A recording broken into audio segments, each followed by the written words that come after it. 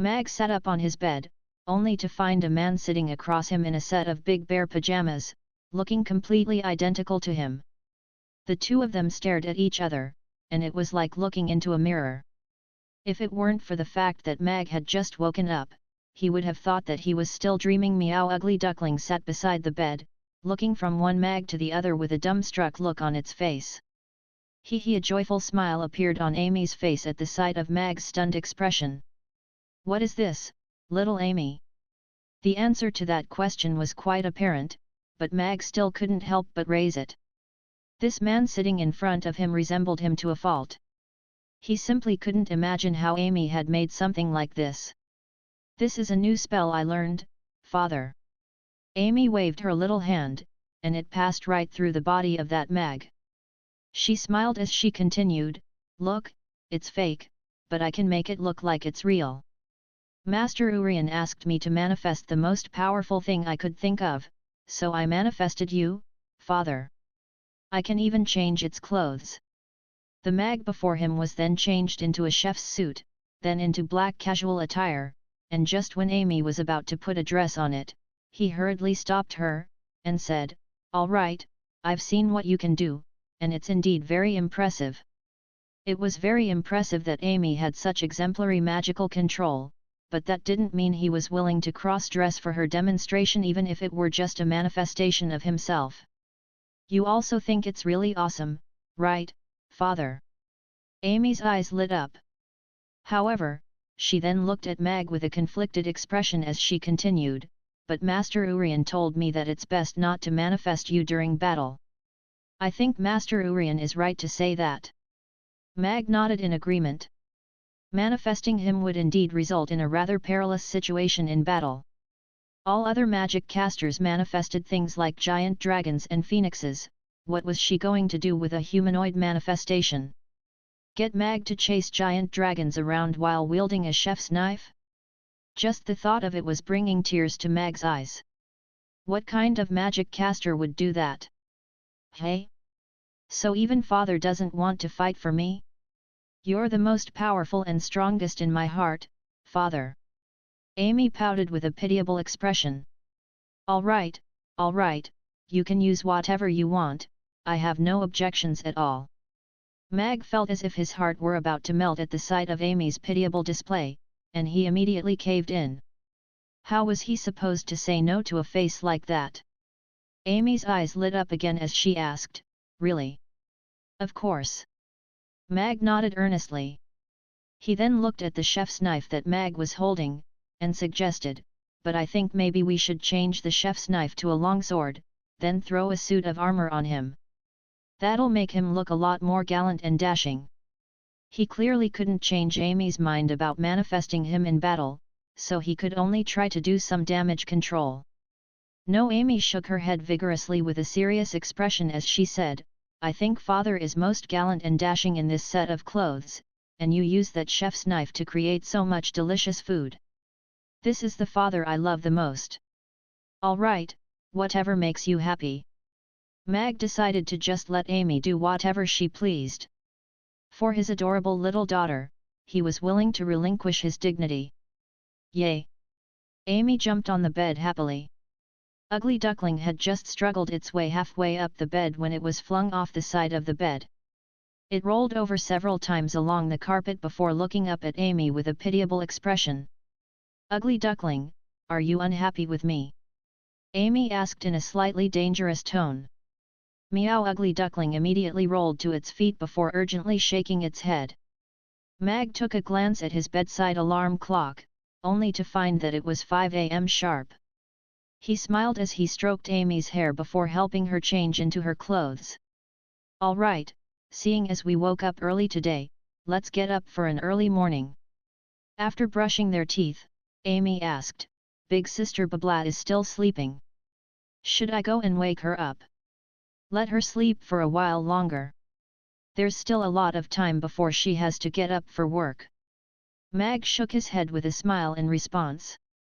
He made his way downstairs and began to prepare the ingredients for the morning service. "Ugly Duckling, I have something really cool to show you." Amy squatted down in front of Ugly Duckling. She hid one hand behind her back with a mysterious look on her face. Meow. Ugly Duckling's eyes widened as it jumped up and down, eagerly trying to catch a glimpse of what was in Amy's hand. Don't blink. Amy placed her hand in front of Ugly Duckling. The latter took a sniff at her hand before taking a couple of steps backward where it stood, ready to pounce. Whoosh! Amy spread open her hand and a colorful little bird emerged, flying right over Ugly Duckling's nose. Ugly Duckling was just about to jump into the air, but hesitated momentarily before tumbling to the ground. It stared at the little bird flying in the restaurant with a stunned expression for a while before standing up again, and chasing the bird around the restaurant. Go, Ugly Duckling! Amy cried happily amid peals of tinkling laughter. A bird! Just as Amy and Ugly Duckling were having the time of their lives, Babla came downstairs and caught sight of the little bird. She hesitated momentarily before raising her hand to seal it with her spatial magic, preparing to release it outside. However, the ensnared little bird only struggled for a few seconds before disappearing in a cloud of purple mist. An illusion. A hint of surprise appeared on Babla's face. She was still a little drowsy, having just gotten out of bed, but the little bird was extremely lifelike and possessed extremely feeble magic waves, which made her unable to identify it correctly at the first possible moment. All of this indicated a high level of manifestation magic proficiency of the magic caster. Ugly Duckling stopped cold in its tracks before looking around with a confused expression. You caught it! Amy's eyes widened as she turned to Babla. A thought then occurred to her, and she pointed her finger in Babla's direction. Babla was just wondering where that illusionary little bird had come from when she turned around and discovered that Mag had appeared beside her, completely without her noticing. Wah! When did you get there? Babla took a few steps back as she glowered at Mag with a frightened look, wondering how he was able to tread so silently. Ha ha ha! Amy was rolling with laughter. What happened? Mag heard the commotion and poked his head out of the kitchen. He looked at the Mag behind the counter, then at the frightened Babla, and chuckled. Amy, don't play pranks like that. So it was another illusion. Babla finally came to her senses as she turned to appraise the extremely lifelike rendition of Mag. Aside from the fact that there was no soul within its eyes, it was completely identical to a real person. What amazing aptitude! Babla turned to Amy with a hint of awe in her eyes. Have you heard? Boss Mag is opening a new shop. A new shop? Like a new restaurant? What's its name? Looks like we won't have to spend so long lining up now. It's an ice cream shop that apparently sells exclusively ice cream. If we want a meal, we still have to go to Mamie Restaurant. Ice cream isn't bad, I really like it. Every time I want to eat one, I have to line up for an hour. Boss Mag is finally taking pity on us. By the way, what's the ice cream shop's name? An ice cream shop. I know it's an ice cream shop. I want to know the name of the shop. An ice cream shop. What's wrong with you? I'm telling you, it's an ice cream shop called an ice cream shop. At the entrance of the restaurant, word of Mamie Restaurant's new branch had already spread among all of the customers gathered. Even though it was only an ice cream shop, it had still created quite a stir.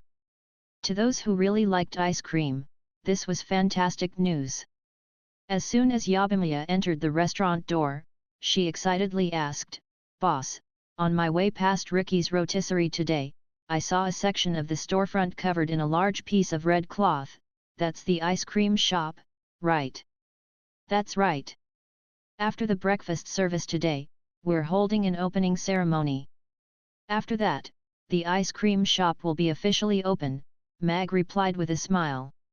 He had asked the system to undo the censorship on the ice cream shop and to replace it with that red cloth instead.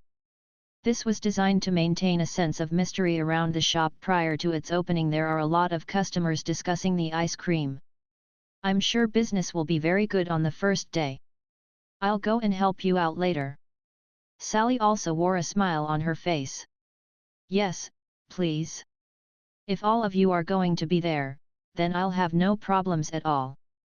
Yabimiya nodded with a wide smile on her face. Big sister Mia, I have to attend lessons with Master Urian this morning, so I won't be there for the opening of your ice cream shop, Amy said with a forlorn expression. Mia smiled as she patted Amy's head, and said, "That's all right, I can eat a few more ice creams in your stead.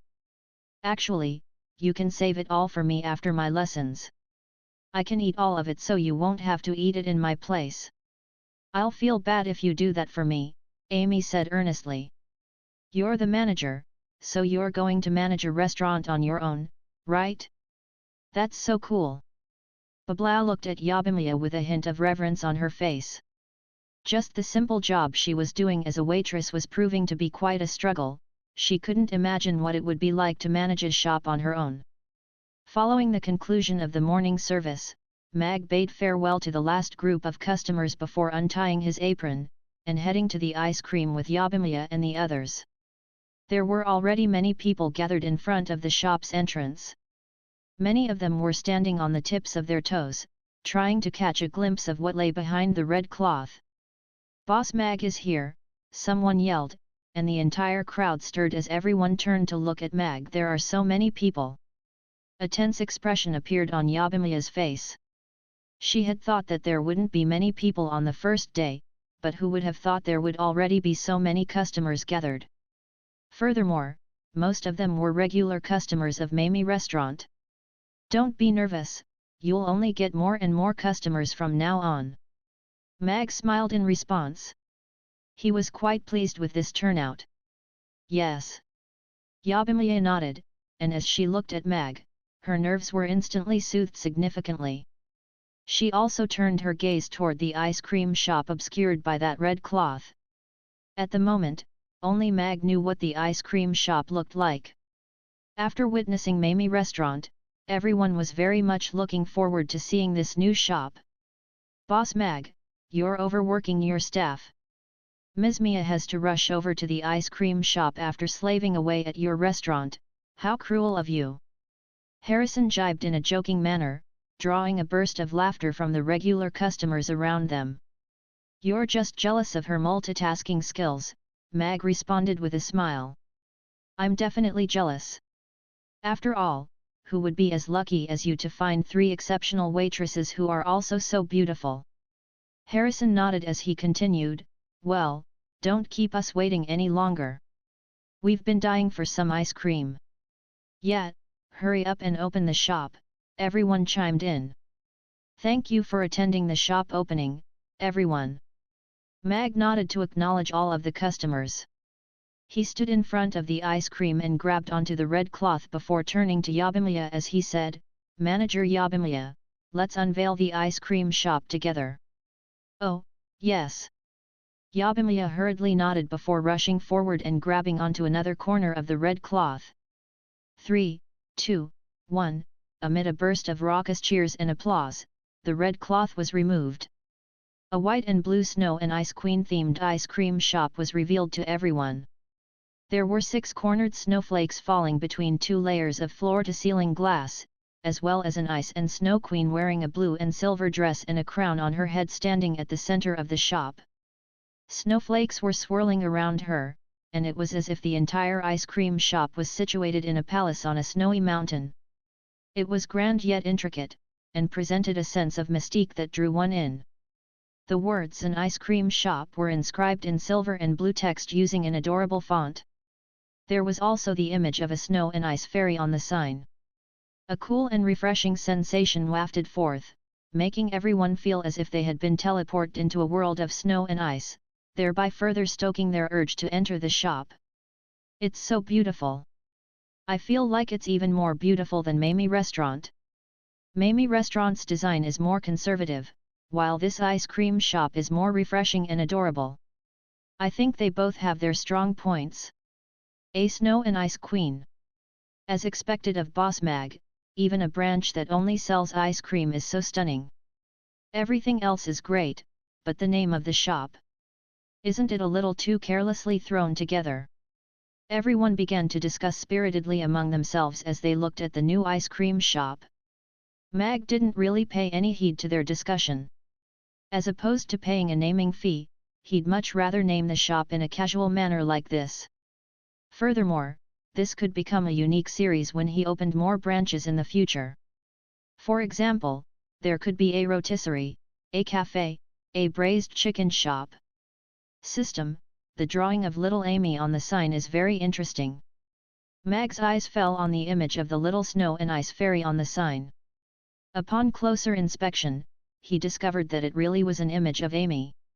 If you're really satisfied with it, then you can choose to give me an extra commission, the system happily suggested. Don't even think about it, Mag immediately refused in an implacable voice. Mag pushed open the ice cream shop's doors with a smile, and announced, "An ice cream shop is now officially open. We welcome your patronage." What a beautiful ice cream shop! It's like a snow and ice tower. Have I really become the manager of such a gorgeous ice cream shop? Yabimiya was looking around at the stunning shop incredulously. She was still holding onto the red cloth in her hand as she had forgotten to let go of it. "Congratulations, Mia." Sally gave Mia an encouraging smile. "Congratulations on becoming the manager, big sister Mia." Babla also wore a wide smile on her face as she looked around the ice cream shop with wide eyes.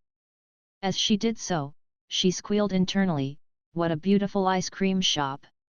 Are those snowflakes falling from above?" Snowflakes only exist in myths and legends. The white six-cornered snowflakes are piling up on the ground. It looks so fun. Thank you, everyone." Yabimiya nodded with a vibrant smile on her face. After pushing open the glass doors, a slightly cool sensation wafted forth. The dryness of autumn seemed to have been dispelled as a result, giving everyone the urge to embrace winter. Mag strode into the shop first. There were 3 fully automatic ice cream machines placed in the semi-open kitchen, and it wouldn't be crowded even if 3 people were to stand in it. The cash register was right next to the kitchen, and the price of as well as the 4 flavors of ice cream were stated behind the counter. Aside from that, there was also a large vacant area. The statue of the Ice and Snow Queen stood at the very center of the restaurant. In comparison to the wax statue renditions, this Ice and Snow Queen was clearly far more intricately crafted, reaching the extent that it even had clearly visible fingerprints. Furthermore, it wasn't just a stationary statue. Instead, it would change poses at set intervals, and that detail seemed to have imbued it with a soul. Aside from that, all of the tables in the shop were small square tables with only 2 tall stools placed at each table. Sitting near the floor-to-ceiling window while sampling Häagen-Dazs ice cream was undoubtedly a heavenly experience. Mag nodded upon seeing this. He was very pleased with the system's renovation job. "Boss, what should we do now?" Yabimiya looked at the customers swarming in through the doors, and then turned to Mag with a panicked expression. "We're open now, so we'd better start serving customers. Look at how many customers are visiting on the first day. There are many more than I got when I first opened Mamie Restaurant." Mag smiled in response. Yabimiya was so nervous that she had completely forgotten what her job was. "Oh, yes." Yabimiya hurriedly nodded before quickly entering the kitchen. She switched on the 3 ice cream machines before turning to the customers with a smile as she said, "Welcome. What ice cream would you like?" "I'll get a mocha ice cream." "I want a chocolate ice cream." All of the customers began to make their orders as a long line formed in front of the counter. "All right, 1 mocha ice cream. That'll be 300 copper coins. Please pay first, then show your ticket to get your ice cream when your number is called," Yabimiya said with a smile. She then ripped off a ticket with the number 1 on it from a pad nearby before handing it to that customer.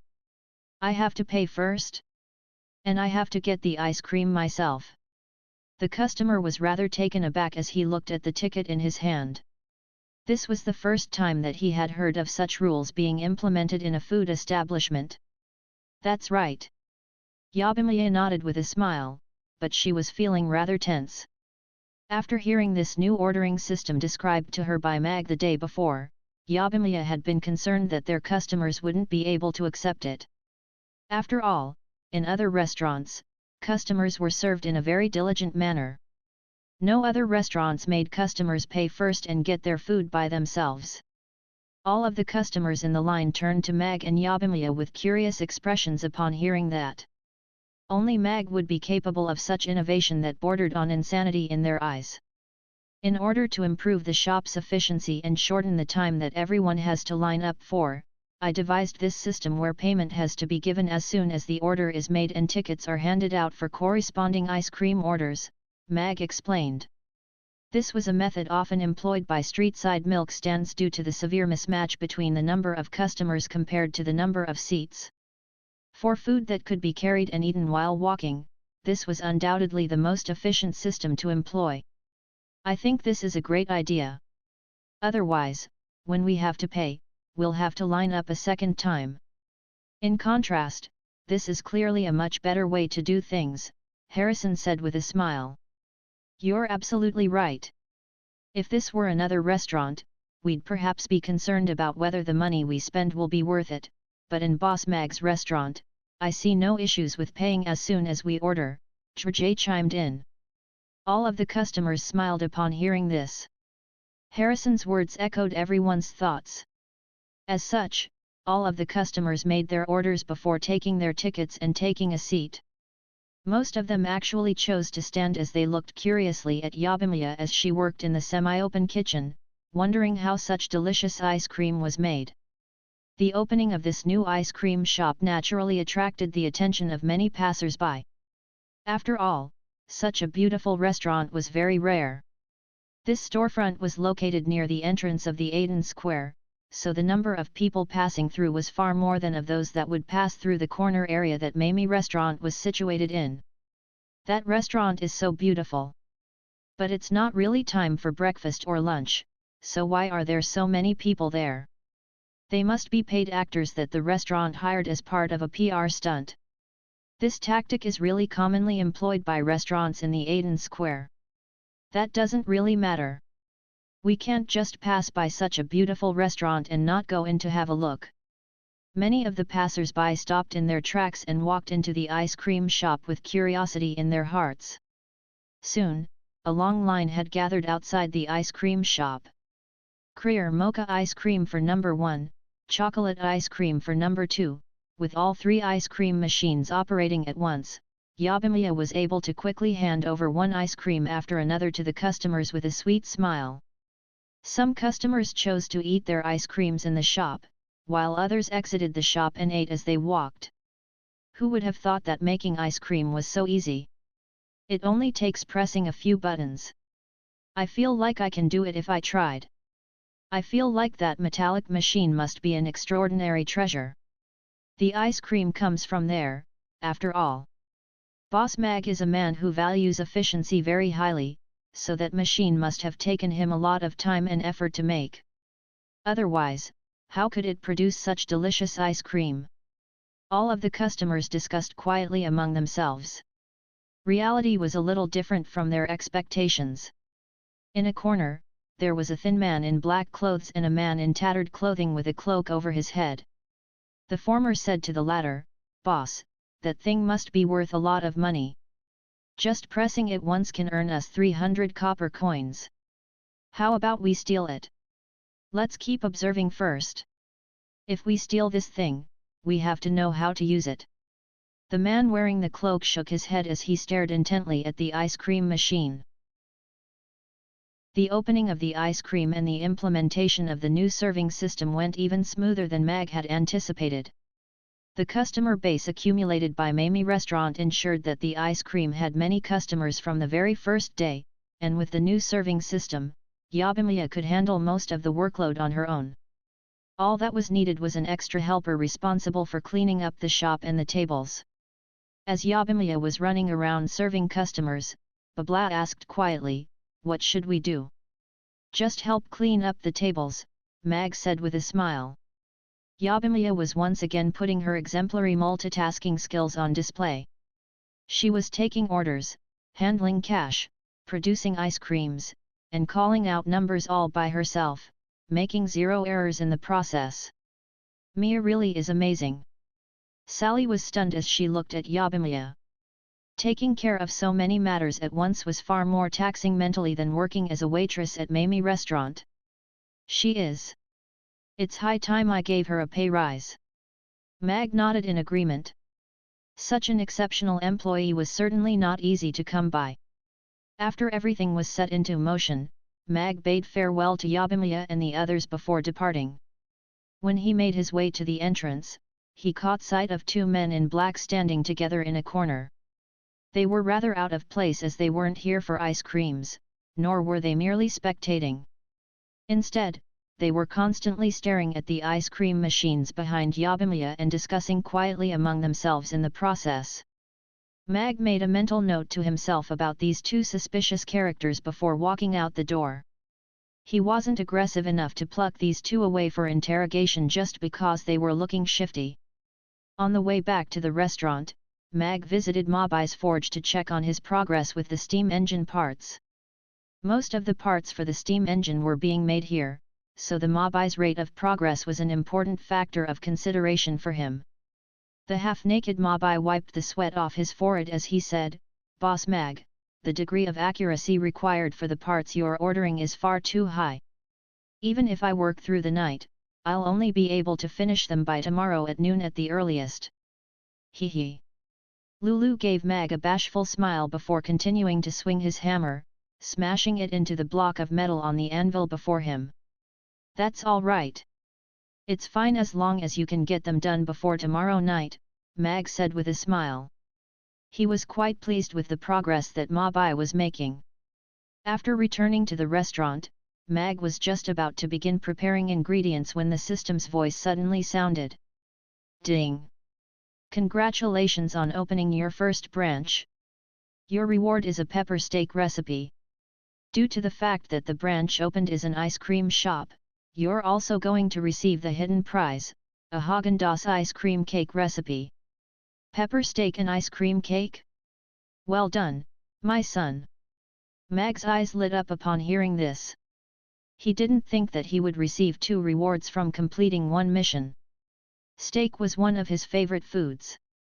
Even though the roast kebabs were also made from beef, it was still very different from steak. "Please watch your mouth," the system protests sternly. "Your father is very proud of you, system." Mag nodded in response. The pepper steak dish resolved the issue of a lack of Western dishes on the menu, while the ice cream cake could diversify the ice cream shop's recipe. As such, both of these were fantastic rewards. "You're playing with fire." The system was starting to sound quite angry. Mag ignored the enraged system as he smilingly asked, "System, I want to alter my background so it becomes more difficult for people to make out the connection between me and Mag Alex. Do you have any good suggestions? Can you fabricate a suitable background for me?" As Mamie Restaurant became more and more influential, Mag was naturally going to draw more attention and scrutiny. If someone were to dig up the fact that he had arrived in Chaos City with Amy 3 years ago, and then lived as a cripple for close to 3 years thereafter, they would easily be able to draw a connection between him and Mag Alex. "No. Piss off," the system grumbled. "Then how about you alter the memories of some of the people in this world? For example, you could make everyone who wants to kill me forget about my existence. That way, we'd be able to coexist in harmony and I'd be able to cook in peace." Mag was still unwilling to give up. "That would break the laws of this world. The system definitely won't do something like that," the system refused sternly. "All right, looks like I'll have to figure this out on my own, then." Mag furrowed his brows, deep in thought. It appeared that the system wasn't willing to help him, so he would have to fabricate a story about himself, and then broadcast it to the general public somehow. After putting away the pepper beef and ice cream cake recipes in his mind, Mag began to prepare ingredients for the lunch service while contemplating this matter. He didn't know what was going to happen during the banquet at the Chamber of Commerce in 2 days, so he had to make preparations in advance. After all, his signature style had always been a prophylactic approach. On the first day after the opening of the ice cream shop, 510 ice creams were sold, resulting in 153,000 copper coins of revenue. Mag's expression filled with surprise and elation upon hearing Yabimi report those figures to him. This was only the first day, and only ice cream was sold. Furthermore, the shop was essentially being run by a single person, yet over 150,000 copper coins had been made, amounting to over 100,000 copper coins in profits alone. This was an exceptional source of income for Mag Mami Restaurant's daily revenue in its current state had reached an upper limit. Unless more employees were hired or the restaurant was expanded, it would be very difficult to increase store revenue. That's over 500 kebabs, Babla gulped with an expression full of yearning. In the bushes outside the ice cream, a thin man in black clothes stuck out his head, and asked, "Boss, are we doing this or not?" A tall and broad man also stuck out his head from the bushes before shaking his head with a solemn expression as he said, "Let's wait for a while first. There are still so many people on the streets, and it would be disastrous if we got caught. We have to ensure absolute safety before we act." 10 minutes later. "Boss, how about now? Let's keep waiting." 1 hour later. "Boss, how about now? Let's keep waiting. That drunkard just came out there, and he might see us."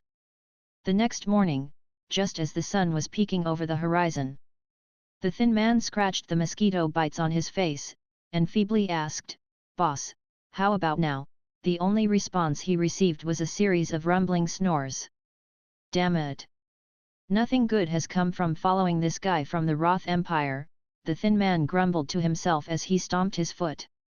He crawled out of the bushes with a furious expression before glancing at the ice cream with an indignant look in his eyes. He then took a glance at a cleaner holding a broom nearby, and decided to scurry away. "Mistress, the annual banquet of the Chamber of Commerce is being held. Are you going to attend this time?" A slightly eerie voice reverberated in an ancient castle built between two cliffs. A man in black robes that completely concealed his figure and appearance was facing the throne in front of him with his head slightly lowered. On the throne that was enshrouded in darkness, there was a seductive woman with a pair of vibrant red lips. She smiled as she replied, "Of course I'm going. I want to see if there's going to be any suitable prey." Sigh, I'm so angry. Why would Boss Mag make me a work at Mami Restaurant during the lunch service? That way, I won't be able to sneak over to the ice cream for an ice cream during my lunch break, and Mami Restaurant is so far away. Exactly. I also wanted to come here for an ice cream, but the ice cream shop's opening hours are right when Mami Restaurant is closed. This is terrible. At the entrance of the ice cream shop, there were two young women looking at the opening hours on the door with a grumpy expression. Esther was a student at Chaos School and she was 17 years old, so there was only 1 year left until she could graduate. She was a 17-year-old 4th-tier magic caster, which placed her aptitude at above average in the magic world. In her family, her aptitude was sufficient for her not to have to worry about anything for the rest of her life.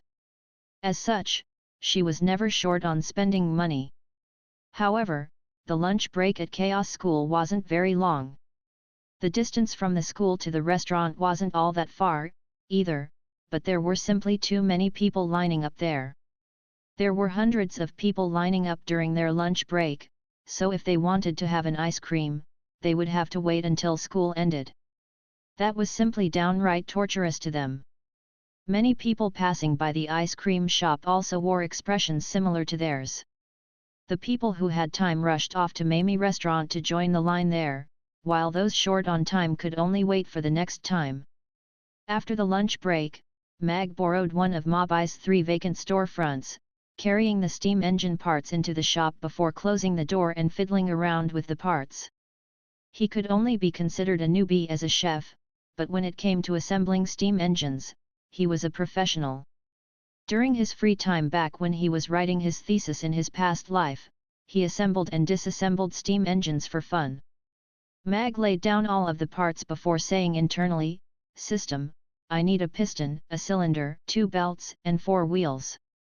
Due to the restrictions in skills, technology, and materials in this world, in conjunction with the fact that Mag didn't want to have too many individuals participating in the creation of the steam engine, Mag had to buy some parts from the system. "I don't have any of those," the system immediately replied. "State your price." Mag pursed his lips. "The system is issuing you a stern warning. You are forcibly pushing this world into the steam era and severely disrupting its natural progression. The effect this will have on the world will be immeasurable, and you could very likely trigger divine retribution, which will wipe your existence off the face of this world," the system warned. Then could it be that James Watt and Michael Faraday were taken by God? They pushed the Earth into two different eras, after all. Wouldn't it be really fun to have a steampunk world with swords and magic? Mag pursed his lips. That's not the same. Those two scientists were only able to make those breakthroughs following extensive research and development. Their success was a product of their hard work, and their inventions contributed to the natural progression of the world. What you're doing is completely different. The system was getting rather frustrated. "Let me ask you this, system, can you be sure that Watt and Faraday weren't transmigrators? Perhaps they were also forcibly transmigrated to Earth after speaking ill of a certain restaurant owner? Look at their systems. Watt wanted a steam engine, and the system willingly gave him one. Faraday wanted an electricity generator, and his system also handed him one without any resistance. Then, look at you. I had to do everything myself, yet you're acting so reluctant even though I'm only asking you for a few parts.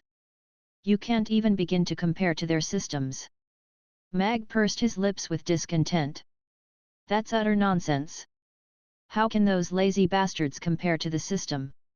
If God tossed me a few trillion gold coins and asked me to force you to do missions in exchange for monetary rewards every day, my job would be countless times easier than it is now," the system yelled in grief and indignation. "Looks like you're very short on money as well." A peculiar look appeared on Mag's face. "Of course I am. Do you think production is free? Do you think it's free to develop exceptional seeds? Do you think construction materials are free? All of these things cost so much money. I still owe the system next door 20,000 copper coins. God gave that bastard 2 trillion copper coins, and it gives its host 50,000 every day, yet it still chases me around all the time, trying to get me to repay the 20,000 copper coins.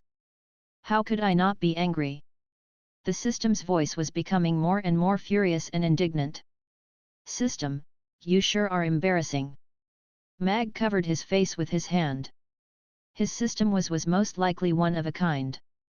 The system's voice rose to a screech. "You still dare to say that? If it weren't for you," Mag immediately cut the system off as he said, "All right, I'll give you 20,000 copper coins for the parts I mentioned so you can repay your debt and stop being an embarrassment."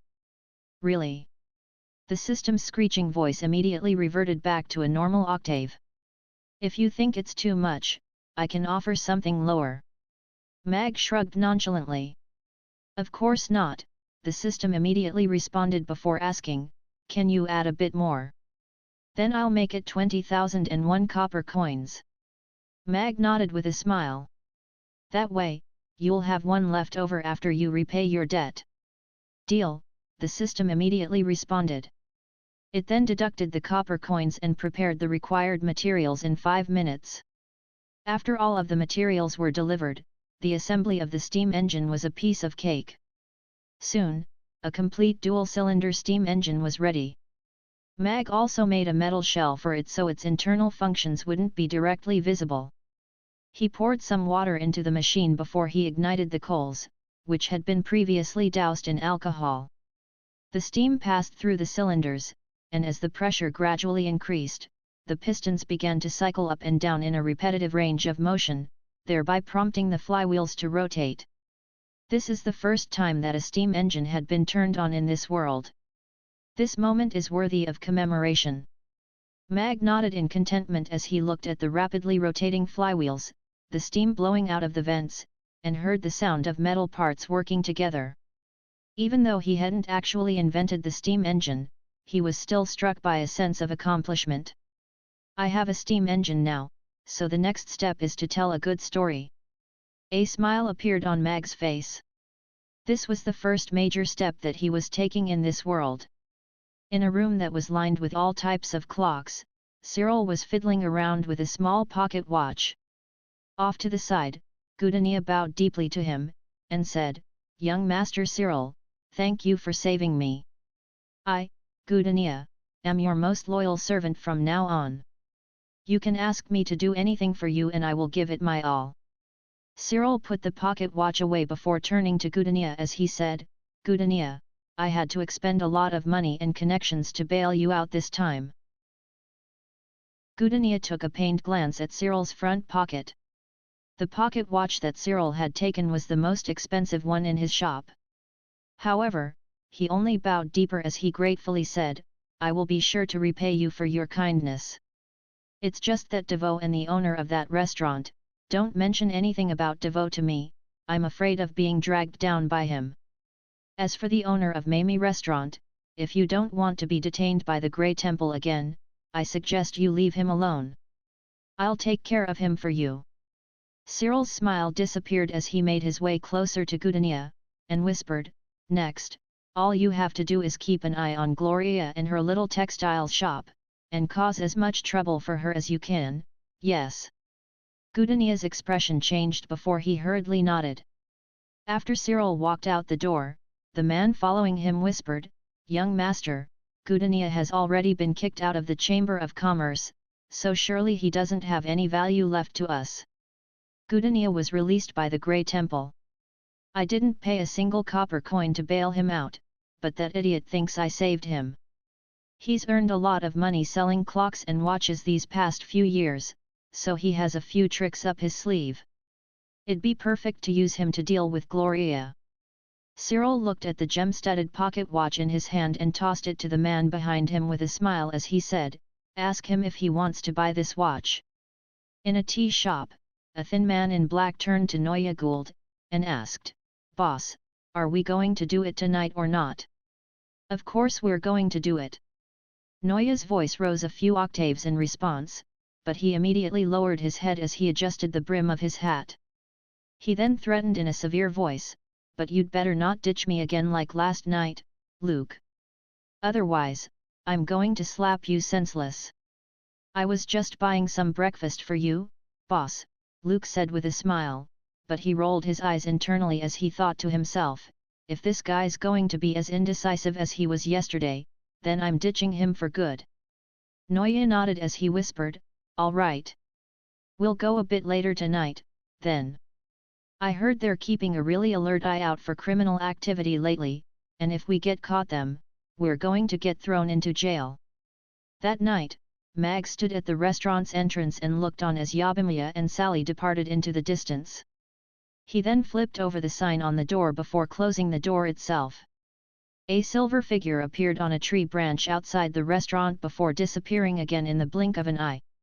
Sally, who was walking on Yabimiya's right, turned to glance back behind them with a cautious look.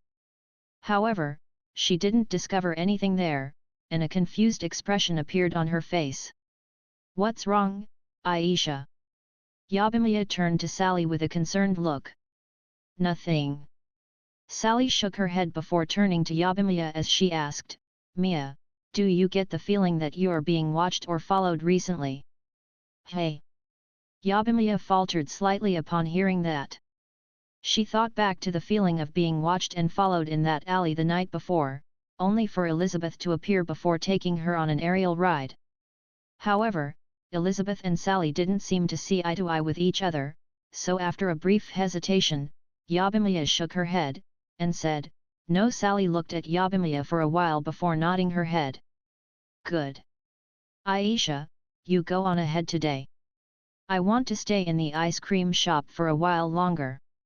As they were passing by the ice cream, Yabimiya stopped in front of its entrance as a smile appeared on her face. "All right, but don't stay here too long, and look after yourself on your way home." Sally took a glance at the ice cream shop and nodded before departing. Yabimiya pulled a key out of her pocket and unlocked the door before walking into the ice cream shop. The shop wasn't entirely pitch black, there was a small circle of light around the statue of the Ice and Snow Queen. There was also a row of small lamps that lit up the ice cream shop with a warm glow, but wasn't intrusive in any way. Mia walked around the statue of the Snow and Ice Queen a few times before looking up at it as she said in a faint voice, "This is my ice cream shop.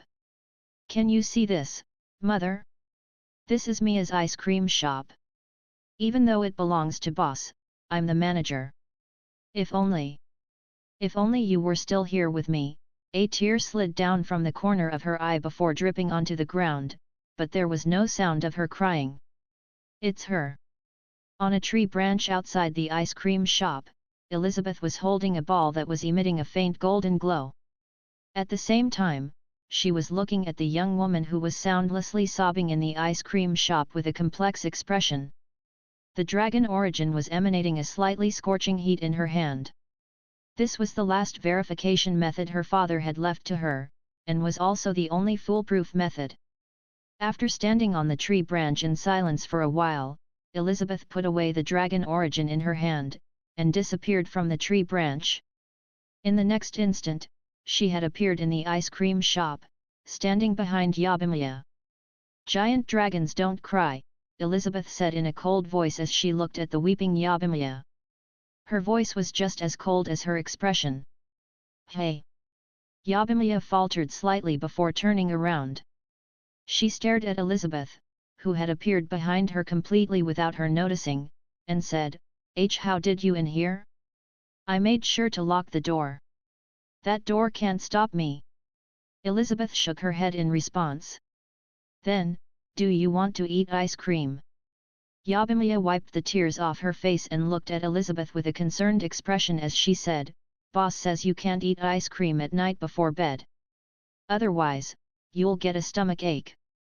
If you really want to eat ice cream, you can come back tomorrow during the day."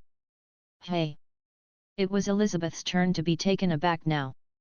She looked at the serious and genuine expression Yabimiya's face, and suddenly felt as if the conversation was developing in a direction different from the one she had anticipated.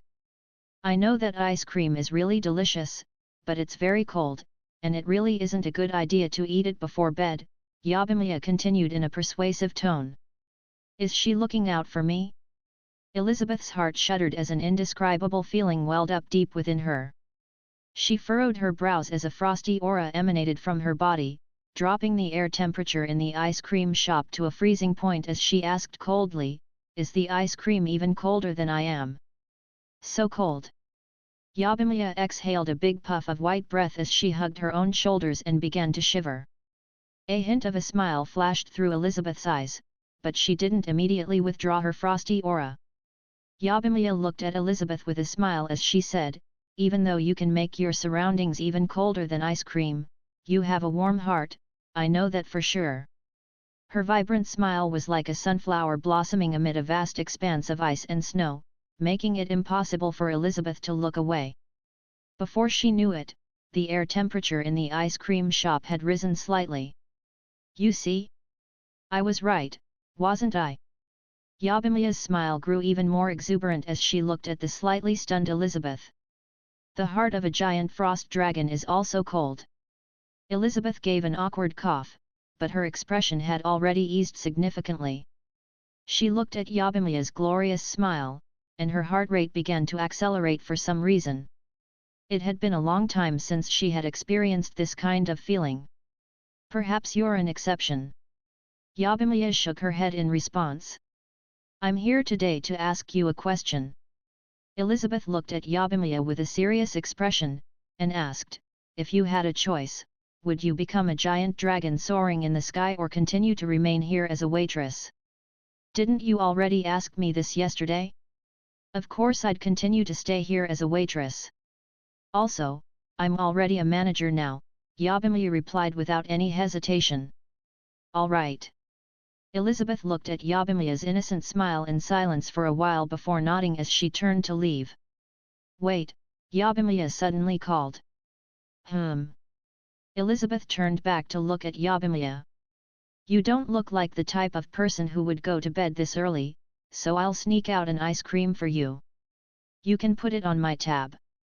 Yabimiya jogged into the kitchen and switched on one of the ice cream machines. Soon, a vanilla ice cream was ready, and she handed it to Elizabeth with a smile as she said, I recall you ordered the vanilla flavor last time. Thank you. Elizabeth looked at the ice cream in her hand and nodded, upon which a white light flashed beneath her feet before she disappeared from the ice cream shop. What an interesting woman. Giant dragons aren't so cold and aloof, after all, Yabimiya murmured to herself with a smile as she turned back to the kitchen. Father, if she wanted to become a giant dragon, then I would do my best to make her the chief of the golden dragons. However, this is her choice, so I'll protect her before she comes of age. Elizabeth appeared on a tree branch outside the ice cream shop. She looked at the figure busily scurrying about inside the shop, and took a lick of her ice cream, upon which a gorgeous smile appeared on her face. Boss, how about now? Luke asked in a quiet voice as they hid outside the ice cream shop. Let's wait for a while longer. The lights in the shop are still on, there's still someone in there. If we break open that crystal door, we'll definitely be discovered. It'd be disastrous if we got caught. Noya shook his head in response. That's not even an issue. I can pick locks. Luke rolled his eyes. He peeked in through the transparent crystal door for a while before asking, how about we switch targets and steal this door instead? I've never seen such a large and smooth crystal before. It'd definitely sell for a good price on the black market. Noya's eyes lit up, he was also tempted by this idea. However, he only contemplated it momentarily before shaking his head as he said, no.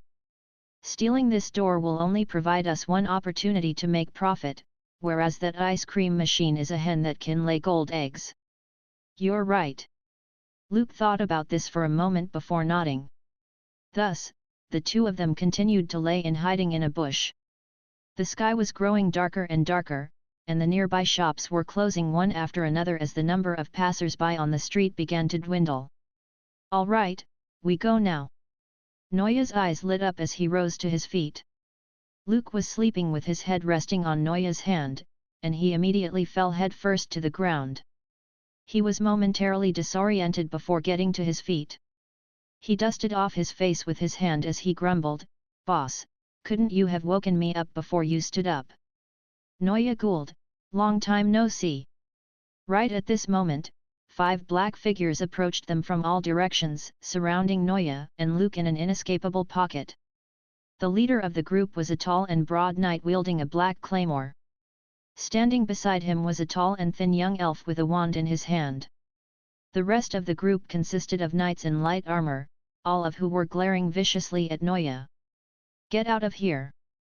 Noya's expression abruptly changed as he drew his long sword while pushing Luke aside. He then rushed toward the young man closest to them, and before the latter had even figured out what was happening, Noya's long sword had already plunged into his heart. He then sped past the young man he had just slain and rushed deeper into the Aiden Square. Get him! Basin glanced at the young man on the ground before charging after Noya, followed by his remaining comrades. Holy F***ck. Luke stared at the corpse on the ground as his face turned deathly pale. Even the hand that was holding the hilt of the short sword hanging from his waist was trembling. He looked deeper into the square, where the sound of a battle could be heard, and he gulped before running away in the opposite direction. So boss was telling the truth, there really are people hunting him down, and he really is prepared to kill. Luke felt as if his legs didn't even belong to him anymore, but he was somehow able to run even faster than he was normally capable of. The only thought in his mind was to get away from this horrifying place. Luke was just a gangster from the streets of Rodu. A few years ago, he had unintentionally bumped into the young master of a noble family after having a few too many drinks. The young master wanted to kill him for that, so he was forced to flee Rodu.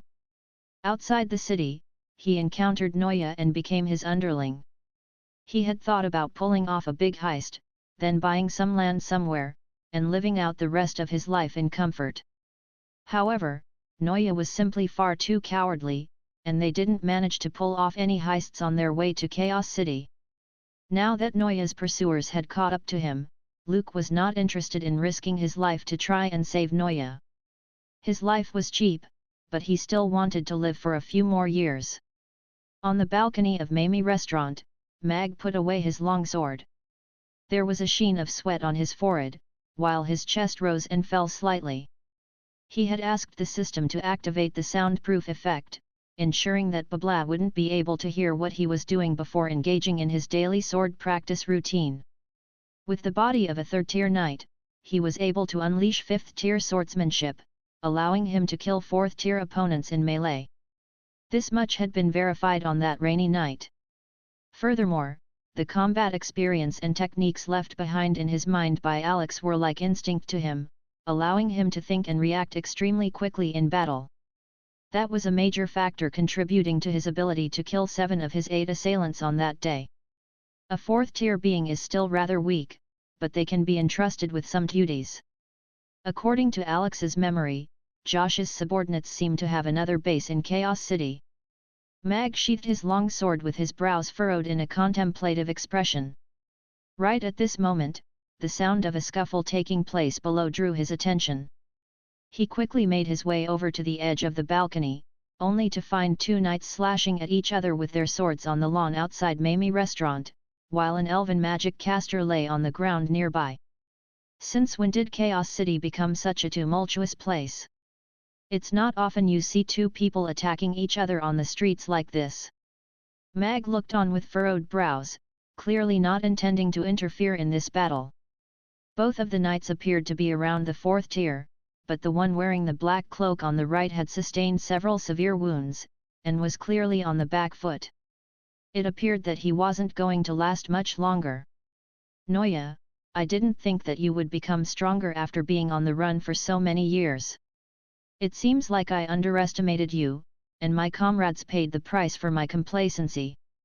However, you're not escaping death today. You shouldn't have fought with young Master Timothy over a woman. The Gould family was once considered to be a large family, but the entire family was killed just because you fell in love with someone you had no right to love. If you were given another chance, you'd definitely pick that elf again, right? You'd have that little half-breed with her again, wouldn't you? Basin looked at Noya with a deriding sneer. What do you know? Do you know what love is? As long as she and my daughter are alive and well, so what if I die? Noya looked at Basin as if he were looking at a pitiful clown. Basin's expression darkened for a moment. Smirking, he said, indeed, I don't understand. However, if I find them, I'll be sure to enjoy both of them first before killing them. I heard she was a fine beauty back in the day. No, you won't have a chance to do that. A cold light suddenly erupted in Noya's eyes as his long sword suddenly sped up drastically, tearing through the air and piercing into Basin's heart. At the same time, Basin's sword had also pierced into Noya's heart. Basin's eyes were still wide with incredulity as if he were struggling to believe that he would die here. I couldn't let you live after you said that. A smile appeared on Noya's face before he fell face first onto the grass. A low growl sounded from Basin's throat, and he used up the last of his energy to pull out a sheet of sheepskin from his pocket, trying to tear it into shreds. However, he was dead before he could do so. Roth Empire, Rodu, elf, a half-elf daughter. What a coincidence! At this moment, Mag had already appeared on the lawn outside. Mag wasn't good at taking care of dead bodies, but it was Alex's area of expertise. With Alex's skills, he was able to alter the scene of the incident, making it appear as if one had perished while the other had escaped rather than like it actually was, where both parties had perished. After returning to the restaurant, Mag calmly burned his blood-stained clothes and got rid of all evidence that would suggest a connection between him and that incident. After that, he went upstairs to take a shower before returning to the room. He switched on the lamp on his desk before unfurling the sheet of sheepskin. The blood-stained sheepskin was recording the information regarding a person. From the portrait, Mag could determine that this handsome and dashing young man was the same man as the one he had just buried. Noya Gould, Mag read out the name before looking at the information recorded on the sheepskin. He had already roughly scanned through the content recorded on this sheet of sheepskin before, which was what prompted him to bury that man's body in the first place. Noya Gould was the eldest son in this generation of the Gould family. He was quite handsome and talented, and was a slightly renowned young master in Rodu in his younger days. There was an ancestor of the Gould family who had once been the king's personal chef. He had sacrificed his life to protect the king from an assassination attempt, and as a post-mortem reward, the Gould family became one of Rodu's noble families. However, following a few generations, it had been reduced to a small third-rate aristocratic family. Noya Gould was supposed to inherit the role as the leader of the Gould family, but he fell in love with the same elven woman as young Master Timothy of the Barclay family, thereby leading the Gould family to an eventual fate of destruction. 4 years ago, Noya and his wife fled Rodu with their half-elf daughter, who was still in her infancy, and disappeared thereafter as the only survivors of the Gould family. Timothy had been trying to hunt him down this entire time, and Basin was part of one of the groups that had been sent out to kill him, leading thus to the events that took place earlier. Mag carefully read through this information while referencing some of the memories in his mind regarding Rodu. He finally put down the sheet of sheepskin after almost 20 minutes, and he furrowed his brows as he murmured to himself, "Without his beard, this man bears a slight resemblance to me. We also have similar height and stature, and the age of this man's half-elf daughter when he left Rodu was also quite similar to Amy's at the time. Everything fits together really well." The Barclay family pledged their allegiance to Sean, and is closely related to the army. Timothy's father is most likely Eric, that extremist warmonger.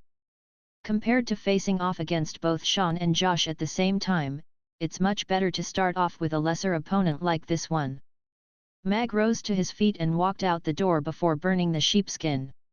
He looked at the Grey Temple personnel that had already arrived outside his restaurant, and his brows furrowed as he murmured to himself, "Noya Gould, I'll be borrowing your name for now. I'll also avenge you while I'm at it." Monkey made his way over to Barzil, and whispered, "Team leader, following our investigation, we determined that the people involved in the incident fought all the way from the entrance of this ice cream store to Mamie restaurant. A total of 4 humans and an elven magic caster were killed, and this was the place where the final battle took place. That means someone got away. Monkey, take a group of people with you and keep following this trail. Bob, report this matter to the Grey Temple as a 4th-tier incident. Search the entire city for the culprit." Barzil's expression was quite grave. 5 people had just died in the Aiden Square, this was no laughing matter. A few days ago, signs of an intense battle had been discovered in the Aiden Square, but no evidence that could give rise to leads had been found at the scene. Only a few days had passed since then, yet a brutal multiple homicides had just taken place. Barzil looked down at Basin's body in silence for a while before turning in Mamie restaurant's direction. "Team leader, I have something to say, but I'm not sure if I should say it," one of his team members said hesitantly. "Go on." Barzil turned his attention to him. The ice cream was opened by Boss Mag, and the first body was discovered at its entrance, while the final body was discovered in front of Mamie restaurant's entrance. "Is this really just a coincidence?" the team member asked with furrowed brows. "You guys keep investigating here, I'll go ask about the situation." Barzil nodded before making his way over to Mamie restaurant with 2 other people in accompaniment. He didn't think that Mag was involved in this incident, but the locations of the first and final bodies really were a cause for suspicion. Furthermore, this was the final crime scene, and a fierce battle should have taken place here. In such close proximity, someone in the restaurant should have heard something. Mag stood in front of the window, and only went downstairs after Barzil had been knocking on the door for a long time. He ruffled his hair to manufacture a disheveled look before changing into his pajamas, and opened the door with bleary eyes and a confused expression. "What brings you here, Mr. Barzil? The restaurant is already closed." Boss Mag, I'm not here for a meal. Barzil shook his head with a smile. However, a sharp light appeared in his eyes as he looked at Mag and asked, "A homicide has just taken place outside your restaurant, and the culprit is most likely still nearby. Your restaurant is very close to the crime scene, so I was wondering if you had heard anything or seen any suspicious people." "Someone died in front of my restaurant again." Mag raised an eyebrow as if suddenly snapping fully awake. He turned toward the lawn, and shook his head as he said, "I went to sleep after tucking in Amy, and I didn't hear anything after that. I'm really sensitive to sounds, so back when I first designed the restaurant, I made sure to soundproof it really well. I didn't even hear you knock on the door until you triggered the doorbell system. Is the soundproofing in your restaurant really that good?" Barzil was slightly surprised to hear this.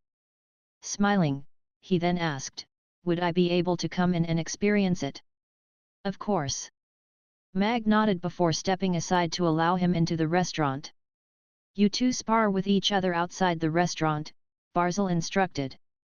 His two colleagues immediately did as they were told, and the sound of clanging blades erupted. Barzil walked into the restaurant, and Mag closed the door. Sure enough, the loud clangs were immediately reduced to what sounded more like the buzzing of mosquitoes. If they didn't know to listen for the sound, they would be almost unable to hear it at all. This was incredible to Barzil. The soundproofing in the bedroom upstairs is even better, it can cut off almost all sounds from outside. Mag smiled as he offered, "My daughter and one of the restaurant's waitresses are living upstairs. If you still have some doubts, I'd have to ask that you come back tomorrow morning to verify everything after they've woken up." "There's no need for that. Your pursuit of better sleep quality is truly amazing, Boss Mag. Looks like you won't be able to provide any useful information, so I won't keep you up any longer. I'll be sure to come over for a meal if I have some spare time tomorrow." Barzil shook his head with a smile. All of the doubts in his heart had been completely erased, and he nodded his head at Mag before exiting the restaurant, departing with the other two Grey Temple personnel. Life is like a movie, acting skills are paramount. Mag shrugged before switching the lights off and heading upstairs. After finding a suitable identity for himself, he could set some things into motion. Once he got into bed, he opened the pepper steak experience bag in his mind. The annual banquet was one of the most important occasions for the Chamber of Commerce. All of its members as well as prominent figures in Chaos City attended the event. Such a splendid occasion naturally also became an opportunity for women to display their taste in fashion. If they could stand out among all of the wealthy and noble women who attended the banquet, it would be something for them to boast about for a long time. As such, the wives and daughters of noblemen and wealthy businessmen would always bring out their most lavish attire and decorate themselves in extravagant ways. "Luna, which of these 100 dresses should I wear to the banquet today?" At the city lord's castle, Vivan dragged Luna over to her wardrobe before opening the door, upon which 100 dresses of different styles and colors were revealed. Luna stood in front of the wardrobe with her mouth gaping open. She suddenly burst into incredulous laughter, and asked, "Have you gone insane? Haven't you always disliked dresses? Why did you suddenly get so many of them? That's all in the past." Vivian raised her eyebrows, and said, "I actually don't dislike wearing dresses, some things have to be tried before I can decide whether I like it or not. Besides, look at all those women dressing up and parading themselves for shallow vanity. I'm going to redefine what it means for women to wear a dress today. Then why don't you pick one for yourself?" Luna pointed at the wardrobe full of dresses. "I don't know how. I always wear those plain dresses, but those noble women are always wearing gold and silver jewelry, and they wouldn't take any notice of me if I were to wear my usual dresses. Those women have their heads stuffed full of money," Vivian grumbled. "You can't blame them for that. Young Mistress Sheer is always wearing this red dress, and it looks really good on her even though she doesn't wear any extra accessories," Luna said with a smile. "Don't mention her, she's a freak. While we were still thinking about where we were going to play, she was already plotting how to take over the business world. Mere mortals like us can't compare to someone like her. Vivian rolled her eyes. My point is, dresses and clothes can be beautiful even without excessive embellishment. Otherwise, your best bet would be to craft a dress made entirely from gold. Luna also rolled her eyes in response. You're right. Why didn't I think of that? Vivian's eyes lit up as she turned to walk out of the room. Where are you going? Luna hurriedly latched onto her arm. I'm going to see if the craftsman in the city lord's castle can craft a dress made out of gold for me tonight, Vivian replied eagerly. With so little time left until the banquet, the most he'll be able to do is wrap you in a gold cone. Luna rolled her eyes with exasperation as she said, You'll definitely be attracting attention if you wear a gold cone to the banquet, but it'll be for all the wrong reasons. Is that so? Vivian's footsteps faltered as she gave a sheepish smile. Let me pick one for you. This dress is quite nice. The aqua background with azure patterns creates a really nice color combination. There are slits running up the sides of the dress as well, so you can show off your long legs and really make those noble women green with envy. Luna walked into the wardrobe and handed a dress to Vivian. All right, then I'll wear this one. You pick one as well, Luna. We'll attend the banquet as the long-legged beauty duo and blind those other women with our radiance. Vivian happily accepted the dress before turning to Luna. Luna shook her head and turned her down. I'm fine with what I'm wearing. No way. You're an esteemed guest from Rodu, and you have to wear something that matches your status. Vivian shook her head before smiling as she said, also, all of the wealthiest people from Chaos City will be attending the banquet tonight. Make sure not to get wooed by any of those smooth-talking men, but take the opportunity to swindle some money from them so you can buy some goodies for your students. Luna's eyes lit up upon hearing that, and she nodded without any hesitation. That's a good idea. Young mistress, if you want to get to the banquet slightly earlier than the time it's supposed to commence, then we should set off now. In the Blue Suede textile shop, which had already been renamed to just Blue Suede, Gloria had already put on her dress, and was examining herself in the mirror while Mars looked on with a stunned expression nearby. Never would he have thought that the shy and timid little girl from a few years ago would become such an exquisite beauty. Her radiance complemented this regal and lavish dress to perfection. Gloria shook her head as she asked, Mars, when is the latest I can get to the banquet and still be granted entry? Going by past standards, the latest to arrive at the banquet should be President Jeffrey and the City Lord, and they'll get there at around 7 p.m. Mars then added, however, everyone else must get there before that. Gloria turned to Mars, and asked, how confident are you that the guards will let me in even if I get there late? As the young mistress of the Moraton family, the guards definitely won't turn you away. Also, I'm really familiar with Charlotte, who's responsible for catering today. Mars' eyes gradually lit up as he looked at Gloria. He seemed to have figured out what she was intending to do. All right, then we'll get there at 7 p.m., Gloria decided with a smile. All right, I'll organize that right away. Mars nodded before quickly rushing away. As he did so, an elated smile appeared on his face, and he murmured to himself, looks like Mr. Mag really did teach the young mistress many things. Also, she is indeed more suited to the business world than Lance.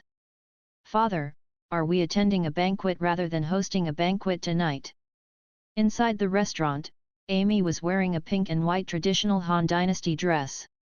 She looked down at Mag, who was adjusting her sash, and posed the same question for the third time. Yes, the big sister wearing the red dress from last time invited us to the banquet, and we can have some fun tonight.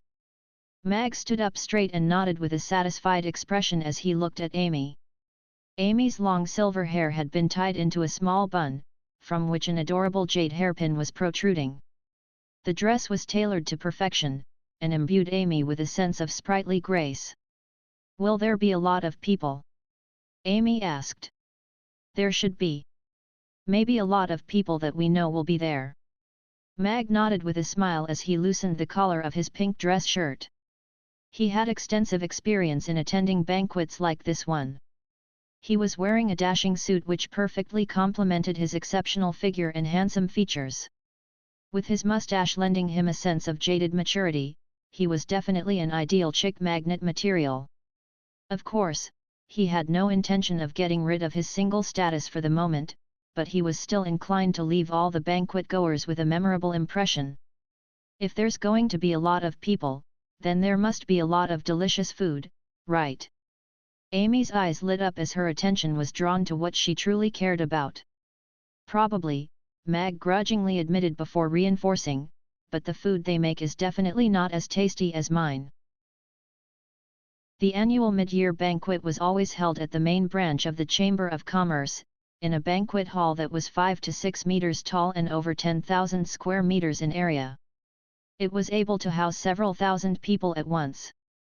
The sky had only just turned dark, and the brightly lit banquet hall had already become the most eye-catching star in the entirety of Chaos City.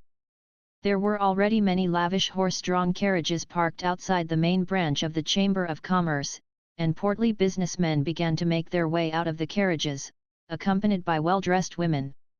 As they walked toward the banquet hall, they began to make small talk with each other, putting on a display of harmony and festivity. Dazzling lights illuminated the entire banquet hall as beings from all types of species interacted joyfully with each other. Waiters roamed the banquet hall, weaving through the crowd while offering platters of glittering and translucent wine. The women were already competing over who had the best outfit. All of them had put on amicable facades, but their words were barbed with thorns as they put down others and boasted about themselves. Of course, the best criterion to determine who was dressed the best came in the form of the attention one received from men. That was a universal and indisputable indicator. The entrance to the banquet hall was positioned several meters higher than the floor, so there was a staircase leading down into the hall from the entrance. The attendants at the door verified everyone's invitation letters before announcing their arrival by loudly declaring their names. Board member of the Chamber of Commerce, Cyril Moreton is here. The attendant's voice was loud yet not intrusive, and most of the people in the banquet hall heard the announcement. Everyone's eyes instantly lit up as they turned toward the entrance of the banquet hall. Cyril Moreton was the #1 candidate to inherit the Moreton family heirloom. It was said that a certain young mistress of the Moreton family had also become a candidate to the heirloom, but in everyone's eyes, there was no way that she would be able to come out on top in a competition against Cyril. While it was indeed true that Cyril had developed a rather bad reputation in the past few years, the vast majority of people in the business world were much more focused on securing profit rather than establishing a good reputation anyway. If they could converse with young Master Cyril and make his acquaintance, perhaps they would be able to get closer to the Moreton family in the future. Cyril wore a set of lavish green and red robes as he entered the banquet hall. He stood at the top of the staircase for a while, basking in the widespread attention he was receiving, and his heart was fluttering slightly. If he were to become the leader of the Moreton family, then he would also become the president of the Chamber of Commerce. As for Gloria, she was just an insignificant little girl. Cyril walked down the staircase with his chin raised slightly. His wife and twin daughters followed along behind him, also with their heads raised in a haughty manner. Herty and Herney were wearing dresses that were custom-made by the best tailor in Chaos City, Master Quill. Their gold and silver dresses were extremely dazzling under the bright lights, but the excessive application of foundation on their faces created a slightly jarring sight to behold. However, it was still something that drew attention to them. Young Master Cyril's 2 young daughters are so beautiful, as are their dresses. Indeed. Those dresses were definitely made by Master Quill, they look absolutely stunning. The guests were not sparing their words of praise in the slightest. Smug smiles appeared on the faces of both Herty and Herney. This was their favorite time of the year. With the Moreton family behind them, they would always be thrust into the spotlight during these banquets and receive countless compliments from all of the guests. Manager of Buffett Banks, young Mistress Shear Buffett is here. Before Cyril had made it to the end of the hall, the attendant's voice sounded again. However, it was clear that he had raised his voice a few more octaves on this occasion. Almost instantaneously, everyone turned to face the entrance. A scorching red dress, a pair of vibrant ruby lips, the woman standing at the top of the staircase was someone that they could only look up to. Sheer Buffett. A legendary name for a legendary woman. It still remained to be seen whether the 35-year-old Cyril would become the leader of the Moreton family, but the 18-year-old Sheer had already inherited the entire Buffett family as well as Buffett banks, making Cyril pale in comparison. Her exuberant red dress complemented her skin to perfection and accentuated her gorgeous figure to an exceptional degree. Her long wavy curls only contributed to her charm, making people forget that she was only a young 18-year-old woman. She's so beautiful. I feel like I should also buy a red dress. Her skin is so great as well. I feel like if I were to squeeze her cheek, water would come out. I wonder what she uses to wash her face every day. I heard young Mistress Sheer is going to participate in the election to become the president of the Chamber of Commerce. I wonder if she'll succeed. I think she has a good chance. Buffett Banks is only becoming more and more powerful. I've heard that even the king of the Roth Empire has agreed to protect the Buffett Banks branches in the Roth Empire. Young Mistress Sheer is still the most exceptional among the younger generation of the four major families. All of the women were frantically discussing Sheer's appearance, while the men were also extending praise toward her. All of a sudden, Cyril's family was cast into the shadows. All of the attention on him abruptly disappeared, and his expression immediately darkened. Those words of praise directed at Sheer felt like vicious slaps to the face for him. The old man was unwilling to hand down his inheritance. Even at 35 years of age, he was still only a candidate to inherit the heirloom. Now, even Gloria had been given the same right, which was simply downright insulting for him. With that in mind, he sped up and quickly walked into the crowd. Hurdy turned back to glower at Sheer, and spat through gritted teeth, "That accursed woman! I hope this B*TCH slips and falls down the stairs." Herney was also appraising Sheer with a vicious look. However, right after she said that, she wobbled on her high heels and tumbled down the stairs. As she did so, she grabbed onto Hurdy for support, and they fell together, screaming loudly as they did so.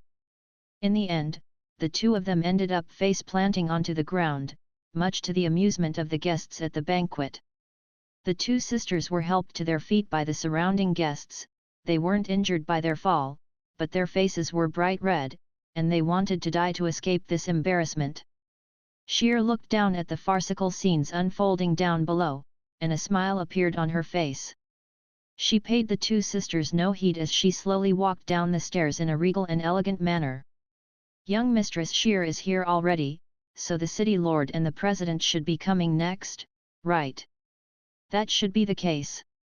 There's a set sequence for these events, after all. The guests were quietly discussing among themselves. It appeared that young Mistress Sheer's red dress was going to leave the deepest impression on everyone again. There was most likely going to be a spike in popularity in red dresses on the streets of Chaos City after tonight. The attendant looked at the invitation letter that had just been handed to him, and hesitated momentarily before making his announcement.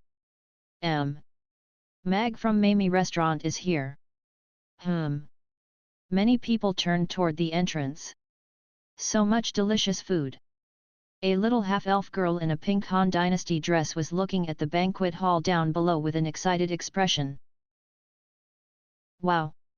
What an adorable little girl! Her dress is so beautiful and unique, it looks like a robe, but also like a dress.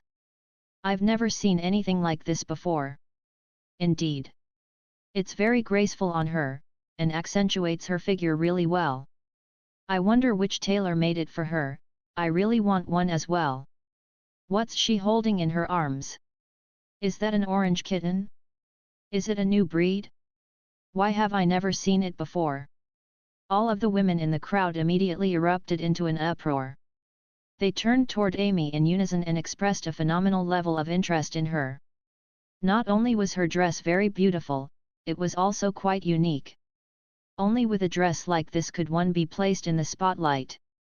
Of course, the women were all aware that such a dress might look good on a little girl like Amy, but most likely wouldn't have the same effect when worn by them. Mamie Restaurant. Goodenia was joyfully conversing with someone when he abruptly turned toward Mag. He clenched his fists and took a few deep breaths as he chuckled coldly. Aren't half-elves half-breeds?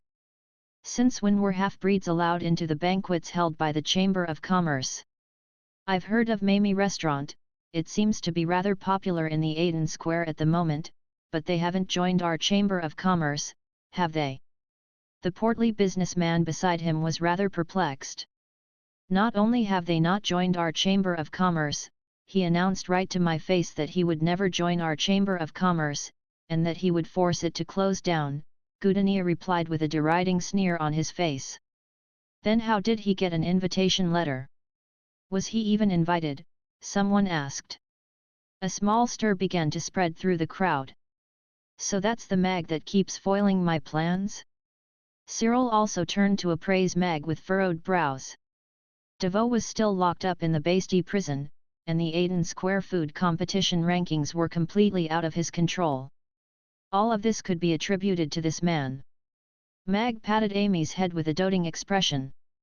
As expected, she only had eyes for food. Mag turned toward the guests in the banquet hall, and his brows furrowed slightly as he caught sight of a few annoying figures, but he still led Amy down the staircase. It appeared that he had misunderstood the fashion sense in this world. Most of the men present were wearing lavish robes that made them look like walking poles no matter what their figures were like. The only thing that differentiated them was the colors of their robes.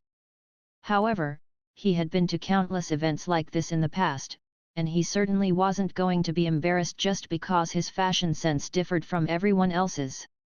As for the people that were appraising him and his daughter with enmity in their eyes, he paid them no heed whatsoever. He had been prepared for this prior to attending the banquet. In the rules of the Chamber of Commerce, there were many that specifically targeted half-breeds, thereby fueling discrimination and antagonism toward half-breed beings. One of the reasons why he attended this banquet was so that he could meet Sheer, while the other reason was that he wanted to clash with these xenophobic board members. When Mag led Amy into the banquet hall, Cyril made his way over to them. He glanced at Amy before looking at Mag with a disdainful expression as he asked, "You're the owner of Mamie Restaurant?" "Wow! Father, I want to eat that biscuit." Amy tugged on Mag's hand and pointed toward a nearby platter of biscuits with a joyful expression. Meow! Ugly Duckling was also getting quite excited at the mention of food. "All right, I'll grab some for you." Mag looked down at Amy with a doting smile, completely ignoring Cyril as he gestured toward a waiter. "Could I please get one of those?" "You dare to ignore me?" Cyril's voice became very cold. There were very few people in Chaos City who dared to ignore him like this. "How dare you growl at my father? What kind of little biscuit do you think you are?" Amy planted her hands on her hips and looked up at Cyril with a serious expression. The surrounding guests immediately burst into laughter. However, many people were trying to contain their mirth.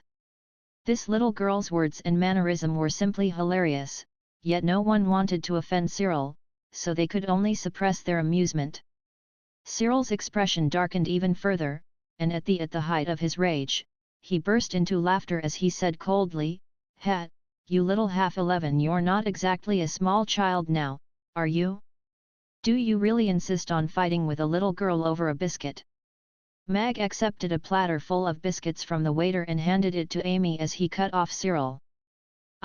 Cyril was momentarily at a loss for words. "If you want some biscuits, then speak up. If you don't say anything, how is the waiter supposed to know what you want? Stealing biscuits from a little girl isn't a very nice gesture, is it?" Mag pressed on with his line of questioning. "You're a biscuit-stealing baddie. Don't come any closer." Amy hid her biscuits behind her back and looked at Cyril with a cautious expression as if she really were defending her biscuits from him. The laughter in the crowd was growing in volume, and some of the people who'd been suppressing their amusement earlier simply couldn't hold back their guffaws any longer. As Cyril listened to the raucous laughter around him, he looked as if he had swallowed a fly. He looked at Mag with a cold smile, and interrogated, "Since when were pets and half-elves allowed into a banquet held by the Chamber of Commerce? Also, your restaurant hasn't joined the Chamber of Commerce, so why are you here? Your invitation letter is fake, isn't it?" The laughter in the crowd slowly began to die down as a burst of chatter erupted. The mid-year banquet of the Chamber of Commerce wasn't a particularly serious event, but under most circumstances, only the board members and their families were invited. It was just as Cyril had said, there was no way that Mag could have received an invitation from the Chamber of Commerce. If their invitation letter was fake, then they would most likely be thrown out of the banquet hall, making them the biggest laughingstock of the night.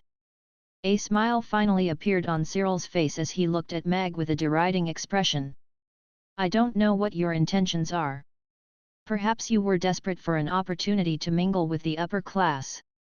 In any case, a fake invitation letter is unacceptable. Guards, throw these two freeloaders out of here." A few burly orc guards immediately surrounded them, preparing to evict them from the banquet hall. "Father, are these guys all here to steal my biscuits?"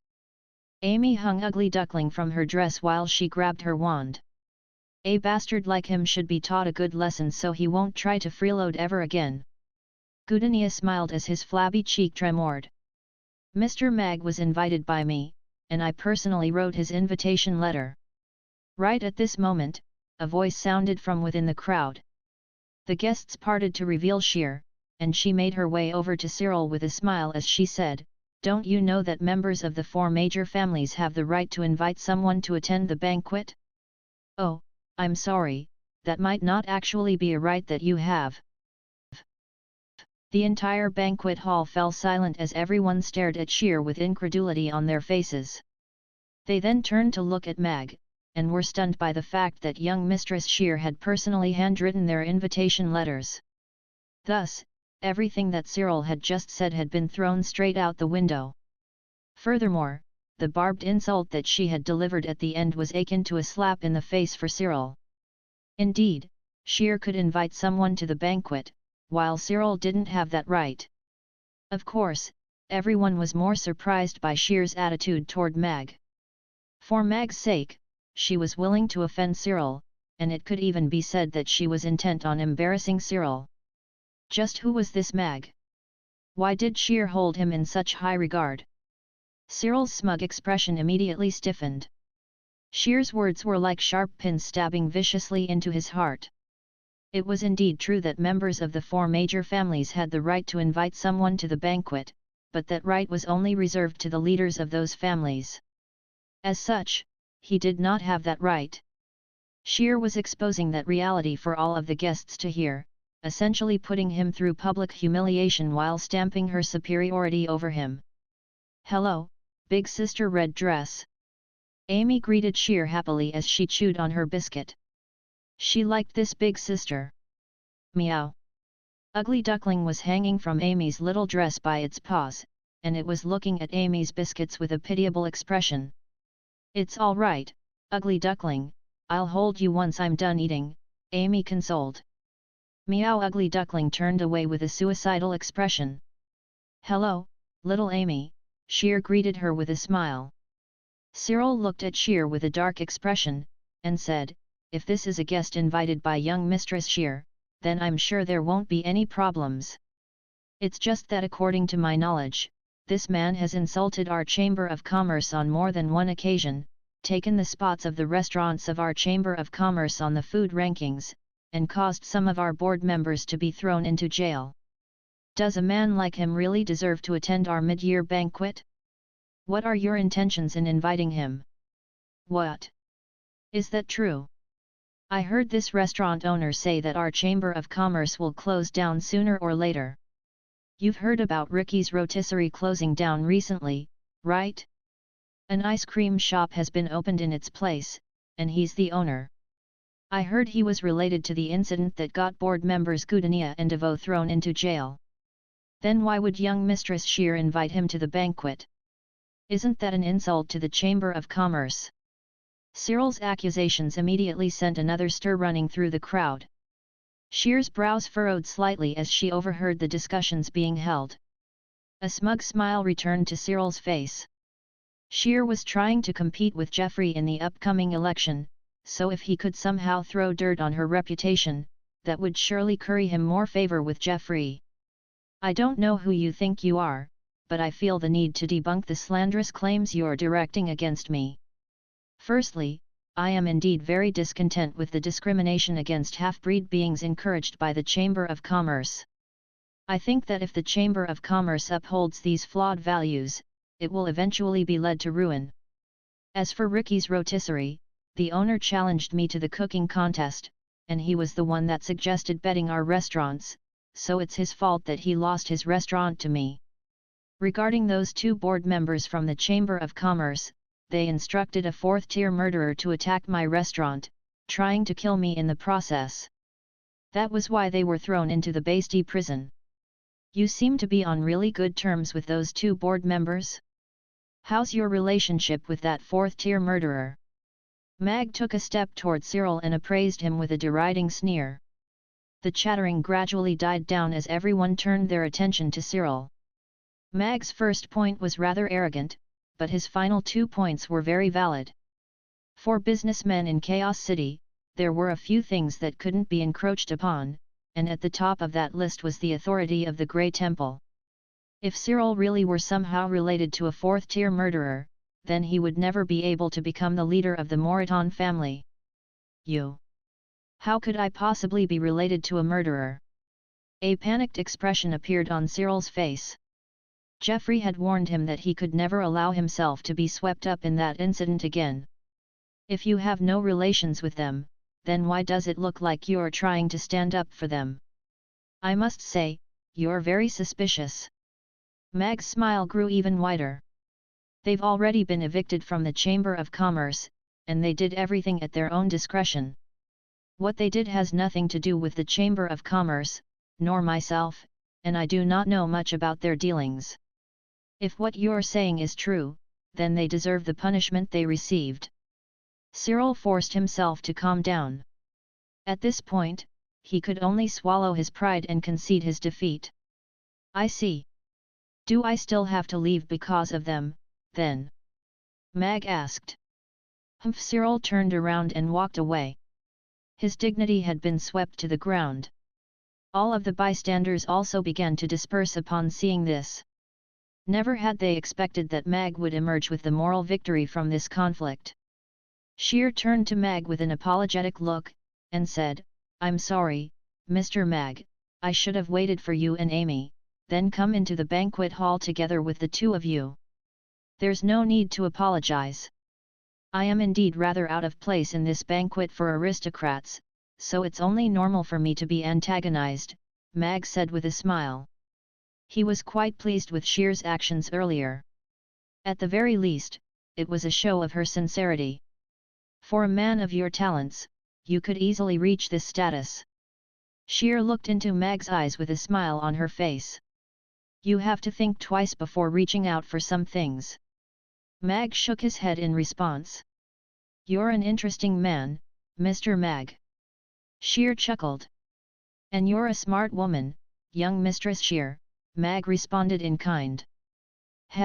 What a lively event. Right at this moment, a seductive voice suddenly sounded.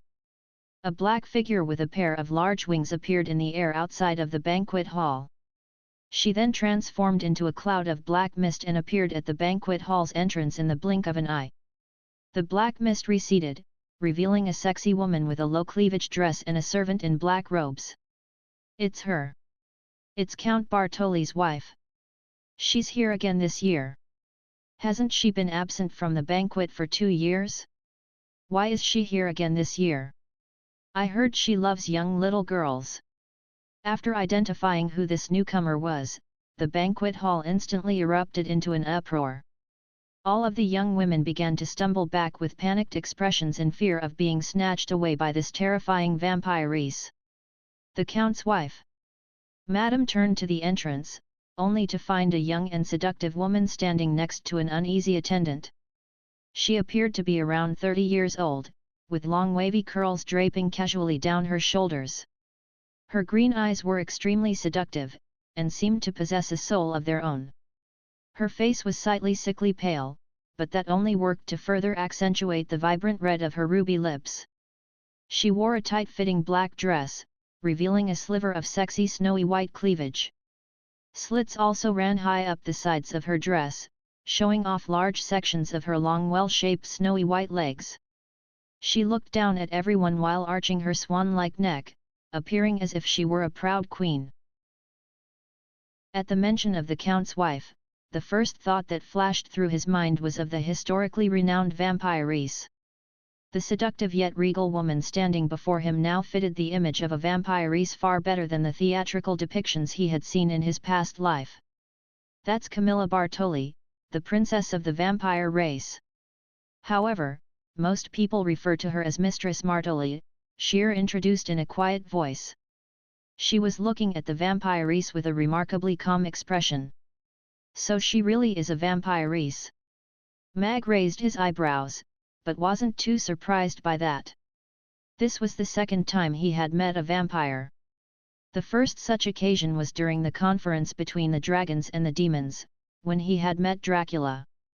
Mag's gaze then turned to the servant beside Camilla. The servant's entire body was enveloped in a black cloak, revealing only a pair of green eyes, which were glowing slightly beneath her dark cloak, creating a rather eerie effect. So she's a big bat. Amy's eyes were filled with curiosity as she turned toward Camilla and her servant. Meow.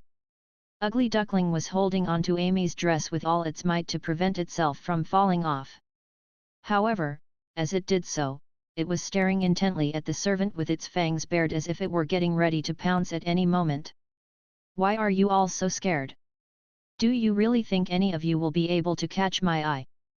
A deriding sneer appeared on Camilla's lips as she glanced across at everyone in the banquet hall.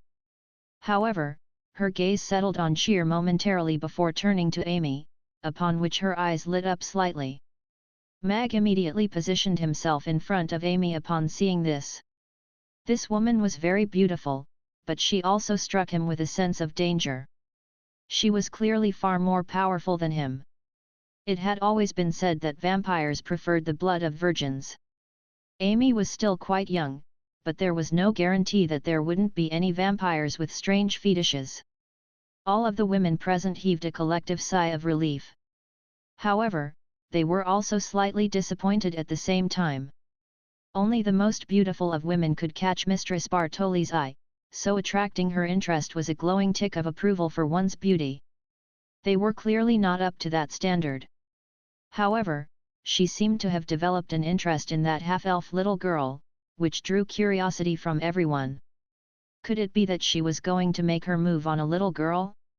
"Hat, you're very adorable, little girl. But don't worry, I won't pursue underage kids." Camilla looked at Amy and Mag with a smile as she slowly descended down the stairs.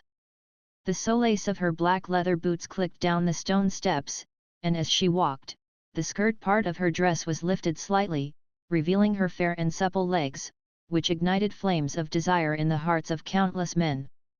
Interesting. A smile also appeared on Mag's face. Amy poked her head out from behind Mag with a curious expression, and asked, "I'm Amy, what's your name, beautiful big sister?"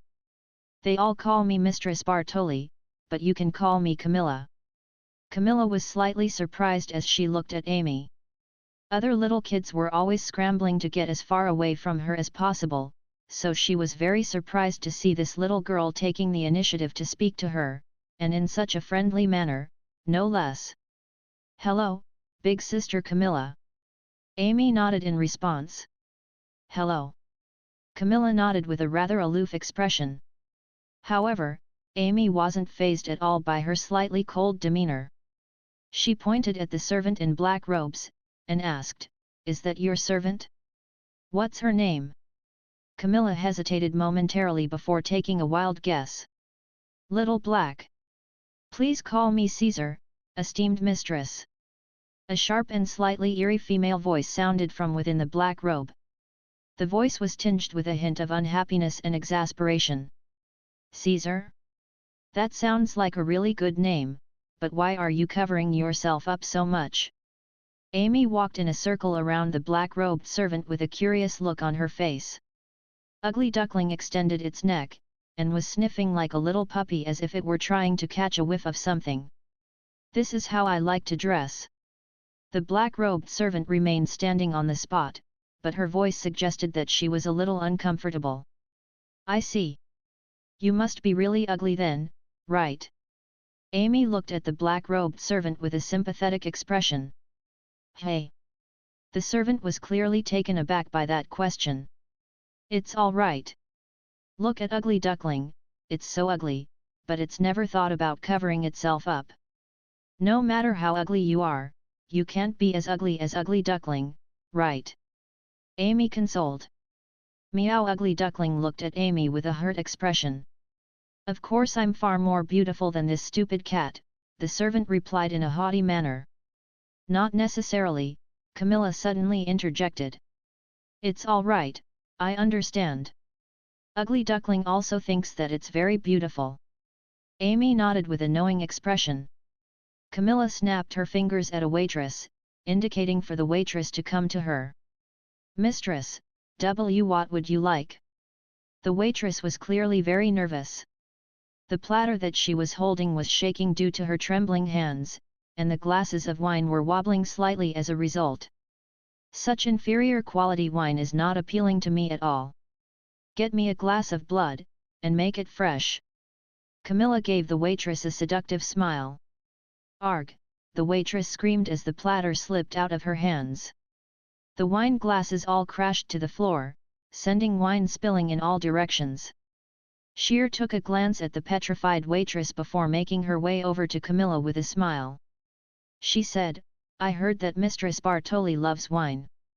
I just so happen to have a bottle of wine brewed in our family's winery. If you don't mind, I would be happy to offer it to you. Not only is young Mistress Sheer extremely beautiful, your intelligence and wisdom are also unmatched. Camilla slowly approached Sheer, and whispered into her ear, You sure are tempting. Sheer's eyelids twitched, but her expression remained completely unchanged as she replied, Mistress Bartoli's beauty is eternal, you make all of us women envious. President of the Chamber of Commerce, Geoffrey Moreton is here. City Lord Michael is here. Right at this moment, the attendant made two loud announcements in succession, drawing everyone's attention to the entrance. The stern-looking Geoffrey and the broad and powerful Michael walked down the stairs side by side. The chatter in the banquet hall slowly died down as everyone looked at the two of them with awe and veneration in their eyes. Vivian and Luna were just behind them, and they were also walking side by side. Whoosh! Right at this moment, the sound of fluttering clothes erupted. Wow, such a big black cat! Amy cried out in surprise. Everyone's attention was drawn by Amy's voice, upon which their eyes widened in unison. Amy was holding one corner of the black-robed servant's robes, while the rest of it was draped onto the floor. As a result, the servant was revealed to be a thin and wiry cat hovering in the air with its green eyes wide open as if it had been frozen in shock. Mistress Bartoli's servant was a cat. Meow! Ugly Duckling had already climbed onto Amy's shoulder, and it cried out as it leaped high into the air, extending a tiny paw to swat the black cat on the head. Smack! The paw didn't land with much of an impact at all. Ugly Duckling tumbled through the air before rolling onto the ground, finally ending up on its backside, looking as if it had been hurt more by the fall than the black cat had been hurt by its paw strike. Arg! However, the paw smack had brought the frozen black cat back to its senses, and all of its smooth black fur immediately bristled. It let loose a sharp scream before diving into Mistress Bartoli's arms, where it nestled, trembling uncontrollably. Scaredy cat Caesar! Amy was giggling in delight. You're so embarrassing, little black. How could you be so terrified of a little kitten? Camilla was reprimanding the black cat, but her smile indicated that she wasn't actually angry. Instead, she was looking at Ugly Duckling with a hint of a smile on her face. Mag looked down at Amy with a resigned expression. She really was a little naughty at times. Even he was surprised that a black cat would be hiding under the cloak, but he really did have to find an opportunity to educate Amy on banquet etiquette. The farcical episode caused by Amy completely ruined the serious atmosphere that greeted the arrival of the president and the city lord, and no one knew how to react. Pfft! It's that little Amy. She conjured up a black cat. Vivian's eyes lit up, and she almost laughed out loud. Indeed, it's Mr. Mag and Amy. Amy seems to have caused a bit of trouble. Luna's expression lit up, but she was then concerned at the sight of the expressions on the faces around them. Geoffrey also turned his attention to Mag, upon which his brows furrowed slightly.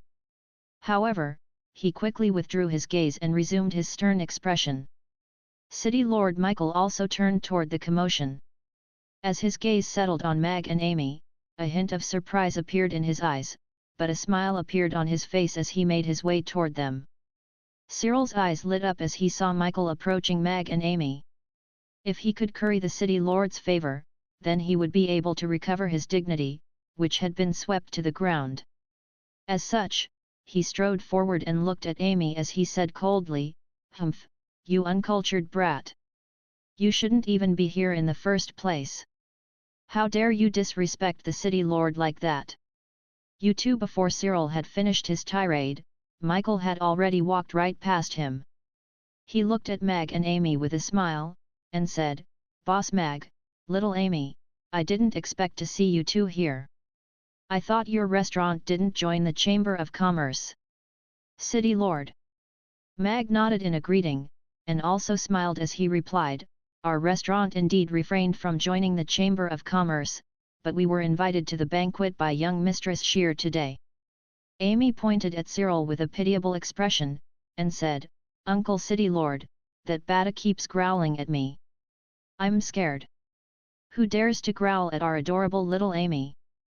Michael's brows furrowed as he turned to look at Cyril. Cyril's expression had already stiffened when he heard Michael greeting Mag and Amy, and his flesh was crawling as he heard Michael's displeased words. He forced a sheepish smile onto his face as he said, "City Lord, I think there's a misunderstanding here. Who are you?" Michael's brows furrowed even deeper as he looked at Cyril. Cyril's expression stiffened even further. He didn't think that Michael wouldn't even know who he was. However, Michael was far too important for him to criticize, so he could only give him a rushed self-introduction. "I'm Cyril Moreton, a board member of the Chamber of Commerce."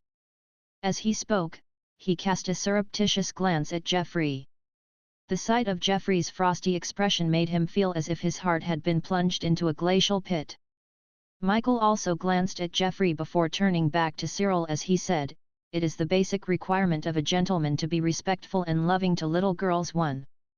If you don't understand, I can teach you." "Yes. Yes. You're right." Cyril hurried nodded in response. There was already cold sweat beading on his forehead.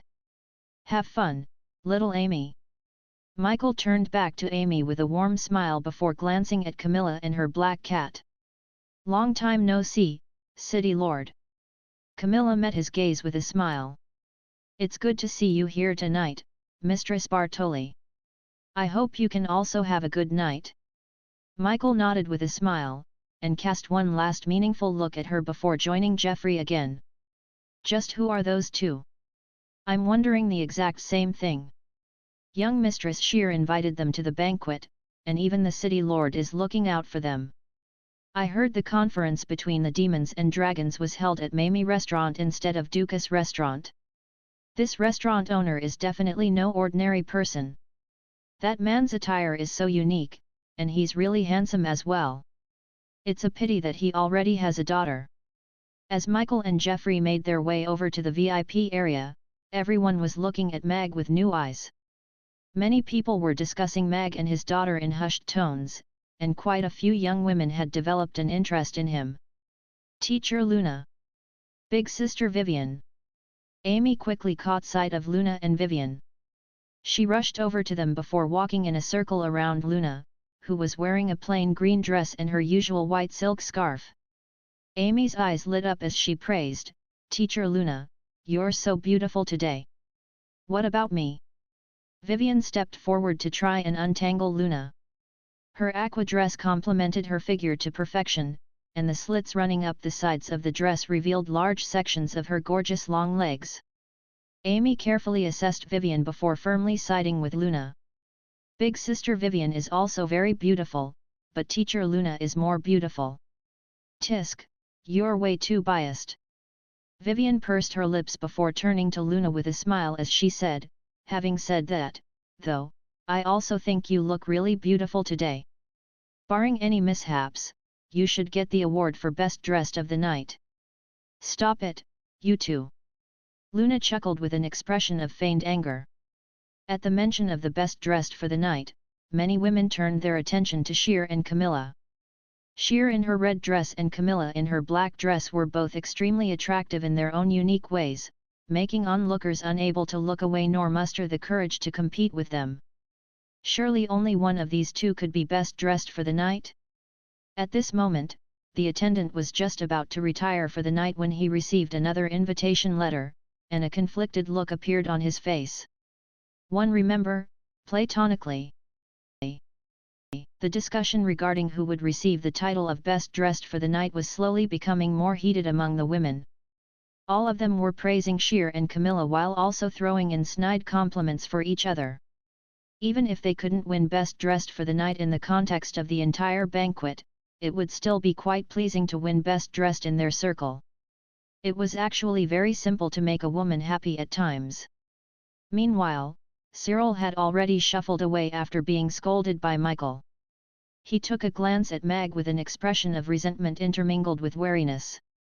The little half-elf girl had 2 10th-tier great magic casters as her masters, but as long as he didn't do anything too out of line to the girl, there would be no problems. However, it was quite clear that the city lord was also on very friendly terms with Mag, and that was making him quite cautious.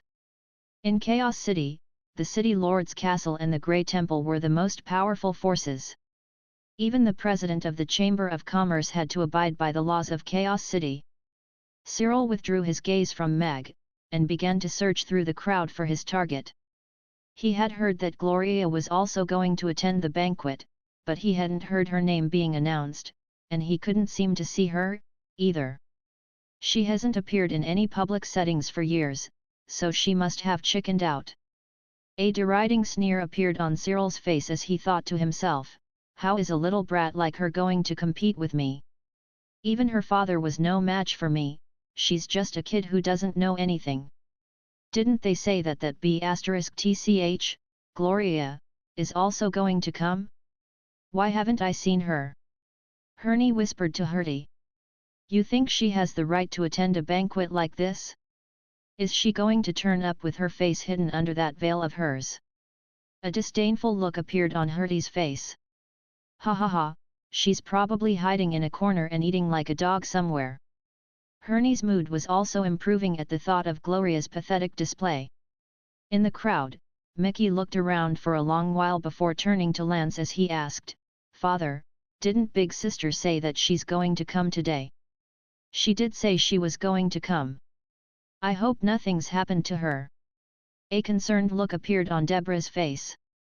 "It's all right, she's probably just been caught up at her textile shop. Maybe she'll turn up soon." Lance put down his glass of wine and offered Deborah a few words of consolation, but he was also quite concerned himself. Jeffrey and Michael had only just taken their seats in the VIP area when a middle-aged man in black robes rushed over to them before whispering in Jeffrey's ear, "President, she's late." Jeffrey glanced at the entrance, and was silent for a while before nodding expressionlessly. "Yes." The man nodded before rushing away. He soon reached the entrance before whispering something in the attendant's ear. The attendant's expression immediately eased significantly as he stood up straighter. He looked at the invitation letter in his hand, and announced, "Gloria Moreton from Blue Suede Apparel is here." "Hey? There's someone else." Haven't the city lord and president always been the last to arrive at these banquets?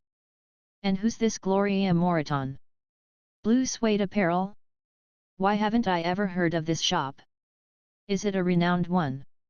The shop isn't anything special. I'm not sure, but I think young Mistress Gloria is the president's granddaughter, and she just became one of the candidates to the Moreton family's heirloom recently. Could it be that the president is trying to hint at something by making her arrive at the banquet last? The attendant's words immediately sent a stir running through the crowd as everyone turned to look at the entrance. All of them wanted to know just who this young mistress of the Moreton family was to dare to arrive after the city lord and the president. She actually came. Cyril was slightly surprised to hear this. He then took a glance at the VIP area, and burst into laughter as he said, "If you're late, then you might as well not turn up. This is nothing but an insult to the president. Looks like her idiocy is also rubbing off on Mars. Big Sister Gloria." Amy's eyes lit up as she turned to face the entrance. Mag also turned in that direction with an expectant gaze.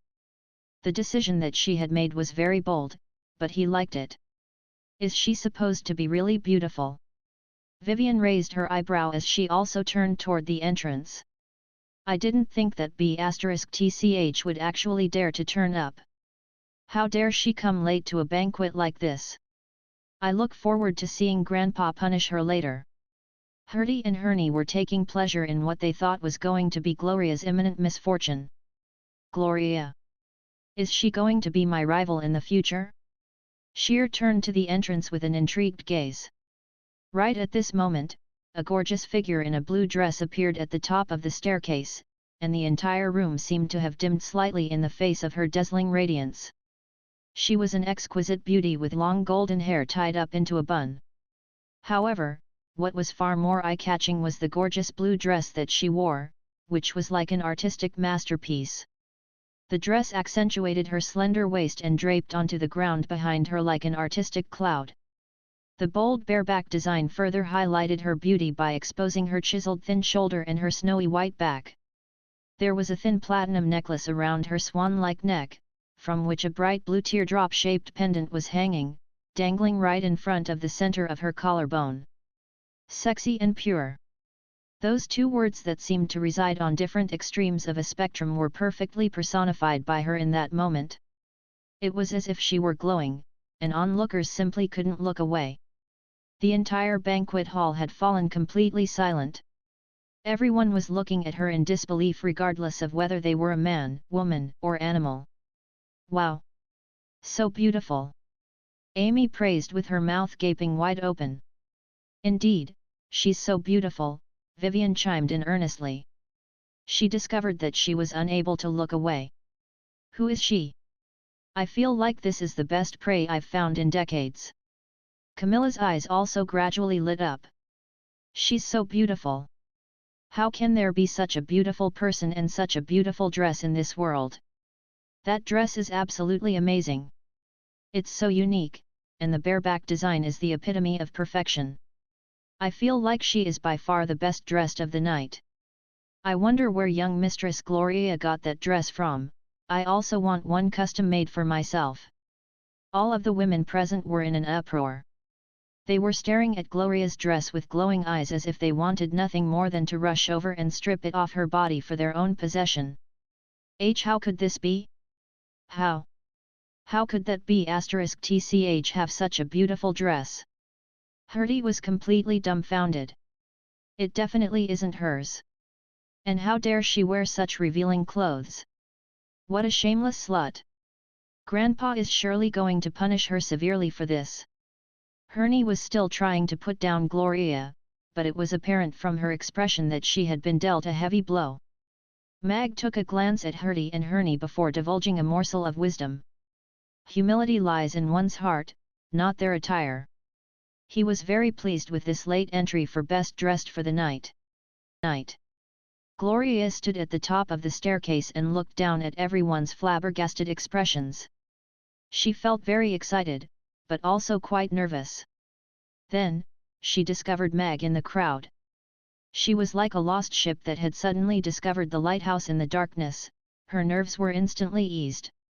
A relaxed smile appeared on her face, and she raised her chin slightly as she grabbed onto the skirt of her dress before making her way down the stairs in a graceful and composed manner. T.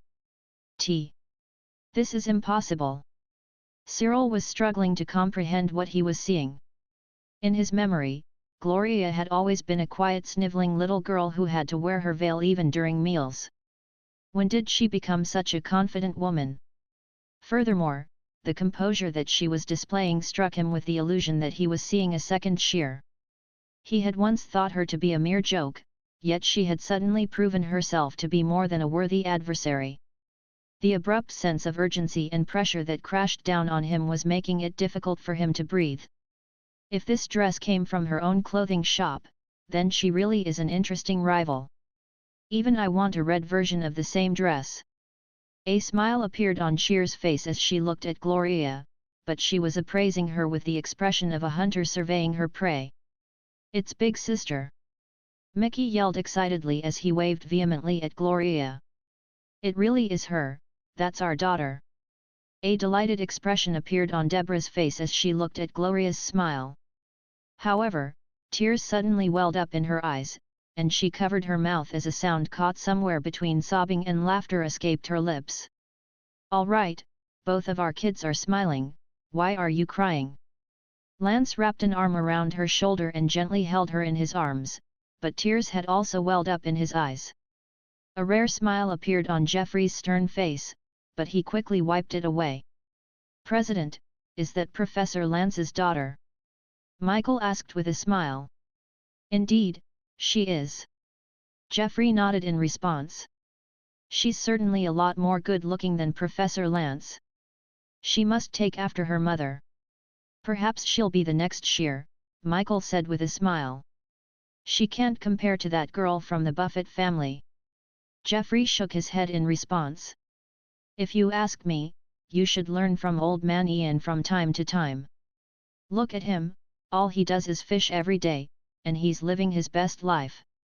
Are you planning to work yourself into your grave? Michael chuckled. Well, you know my situation. My son can't be entrusted with any significant duties yet. If I retire, the Moreton family is going to fall. Jeffrey shook his head in response and his expression remained unchanged. Michael merely smiled and didn't say anything else. Everyone's attention had been drawn to Gloria. Women wanted to know where they could buy such a beautiful dress, while men simply couldn't bear to look away from such a stunning beauty. As Gloria took her first step into the banquet hall, the music also began to play at the exact same moment.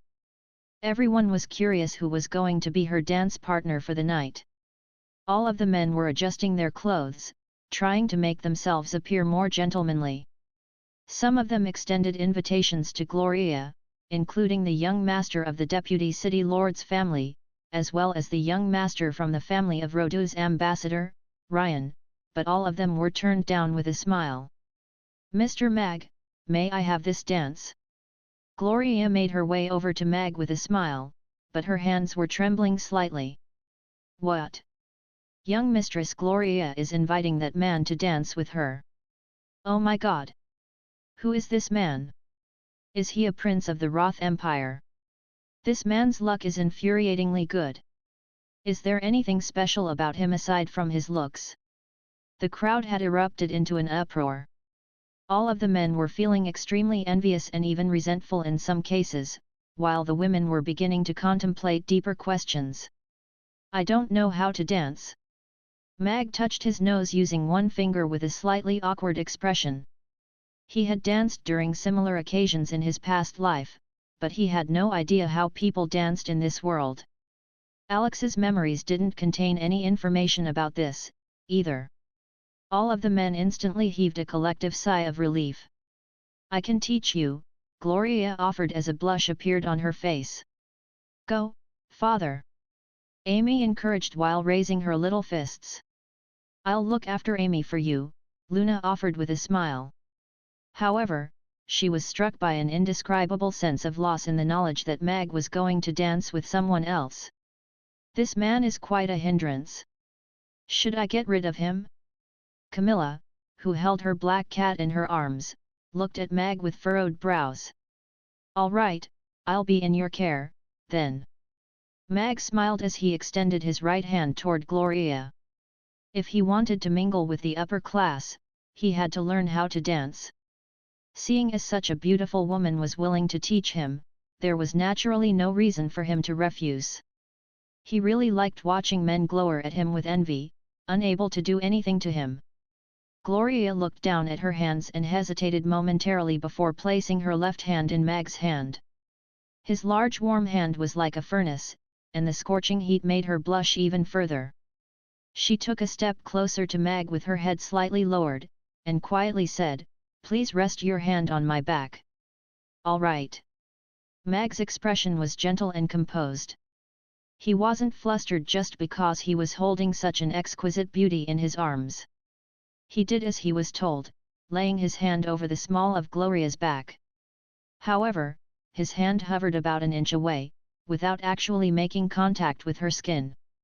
Gloria looked up at Mag with a slightly surprised expression. She was internally praising Mag for his gentlemanly conduct, but at the same time, she was also a little disappointed. Slow and soothing music began to play as the guests began to dance in the banquet hall. Gloria guided Mag, starting from the most basic dancing steps. They slowly got into a rhythm, and before long, they were already dancing smoothly to the music. It's quite similar to modern ballroom dancing. There are only a few steps that are a little different, but after mastering those, this won't be difficult at all, Mag thought to himself. It had only been less than 20 minutes since his crash course in dancing had begun, and he was already able to lead Gloria. As he sensed the envious or vicious glances being aimed at him, Mag's dancing became more and more joyful. At the conclusion of the song, Gloria was panting slightly with a hand pressed over her chest. She looked at Mag in disbelief, and asked, "Mr. Mag, have you really never danced before?" Everyone was also looking at Mag with disbelief in their eyes. All of them were certain that Mag had intentionally taken advantage of Gloria. "It is indeed my first time. Perhaps this is what they call talent." Mag shrugged in response. "Shameless." The same word flashed through everyone's hearts at the same time. However, Gloria had clearly been convinced, and she looked at Mag with admiration in her eyes as she said, "You really are a genius." Mag was suddenly feeling a little sheepish. At this moment, a voice suddenly sounded from behind him. "You're Mr. Mag from Mamie Restaurant, right? May I challenge you to a cooking contest?" Mag turned around, discovering a middle-aged man in a chef's suit. He was of medium build, with his short black hair combed in an impeccable manner. He appeared to be around 40 years of age, and had quite a benevolent appearance. Even while issuing the challenge, he was still looking at Mag with a polite smile on his face. "That's head chef Beat of Dukas Restaurant, right? The head chef of Dukas Restaurant is challenging Mag to a cooking contest? Surely he's going to get turned down. I feel like this is the perfect time for the head chef to take the stage. That guy deserves to be taught a lesson for laying his hands on young Mistress Gloria." Many people began to discuss quietly among themselves upon seeing this, while many men were taking pleasure in seeing the difficult situation Mag had found himself in. "He's a chef as well?" Camilla turned to Mag with a hint of surprise on her face. The black cat in her arms stuck out its head and glanced in the direction of Amy and Ugly Duckling, upon which it immediately ducked its head again. Gloria was looking at Mag with a concerned expression on her face. She had always been of the opinion that Mag's cooking skills were unmatched, but head chef Beat was the most renowned chef in the entire Chaos City. He was the man who ensured that Dukas Restaurant constantly occupied the #1 spot on the Aiden Square Food Competition Rankings board. Sheer swirled the red wine in her glass and appraised Mag with a smile. She then cast a furtive glance toward Gloria as she speculated what the relationship between the two was. She was also quite curious to see how Mag was going to respond to Beat's challenge. "Father, are you going to win another big house?" Amy's eyes lit up with anticipation as she looked at Mag. "Are you that confident that Boss Mag is going to win?" He's facing the head chef of Dukas restaurant, there's no way the owner of Ricky's rotisserie can compare to him, Vivian said with a smile. Then who do you think will win, big sister Vivian? Amy asked. Vivian thought about this carefully before replying, Boss Mag. You too, Luna shook her head with an amused expression. At the same time, she was also looking at Mag with a hint of concern in her eyes. It seemed as if no one thought that Mag would refuse the challenge. You're the head chef responsible for tonight's banquet? Mag asked. Indeed, I am head chef Beat of Dukas restaurant, and I am responsible for tonight's banquet. Beat nodded in confirmation. My apologies, but I'm here today as a guest, so I have to refuse your challenge. Mag spread his hands open with a smile. He was not interested in a cooking contest without any worthwhile stakes. Furthermore, it was rather strange that the head chef of Dukas restaurant would challenge him out of the blue. It was very likely that he had been prompted by someone else to challenge him, and Mag didn't want to play into the hands of the instigator. He had just purchased a high-quality suit from the system, and it would be a shame if he were to get any stains on it. Right at this moment, the system's voice suddenly sounded. Ding! New mission, accept this challenge and defeat the opponent. After the mission is completed, you will receive an opportunity to spin the God of Cookery upgrade wheel. If you fail the mission, you will lose 10,000 gold coins as a punishment. Holy F***ck. Can't you release your missions in a more timely manner?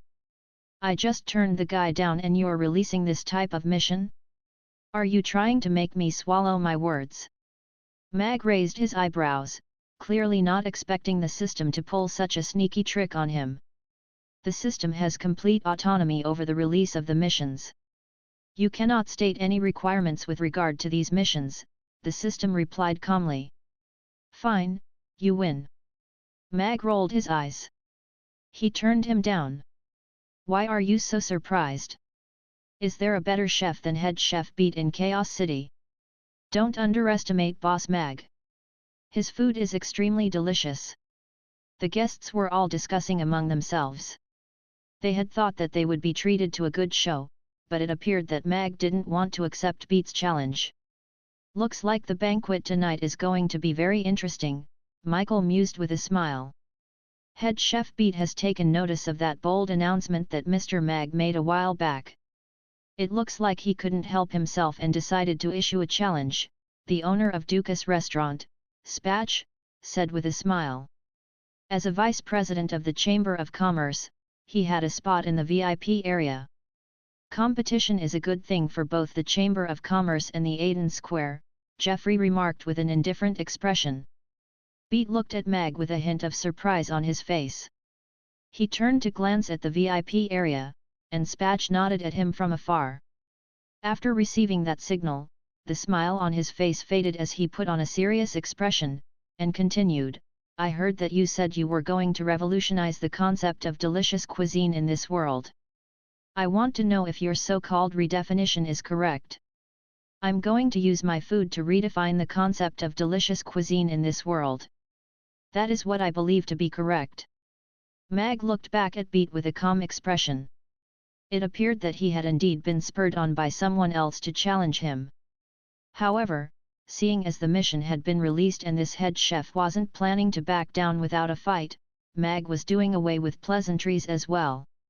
What if someone expresses doubt toward your methods? A hint of anger appeared in Beat's eyes.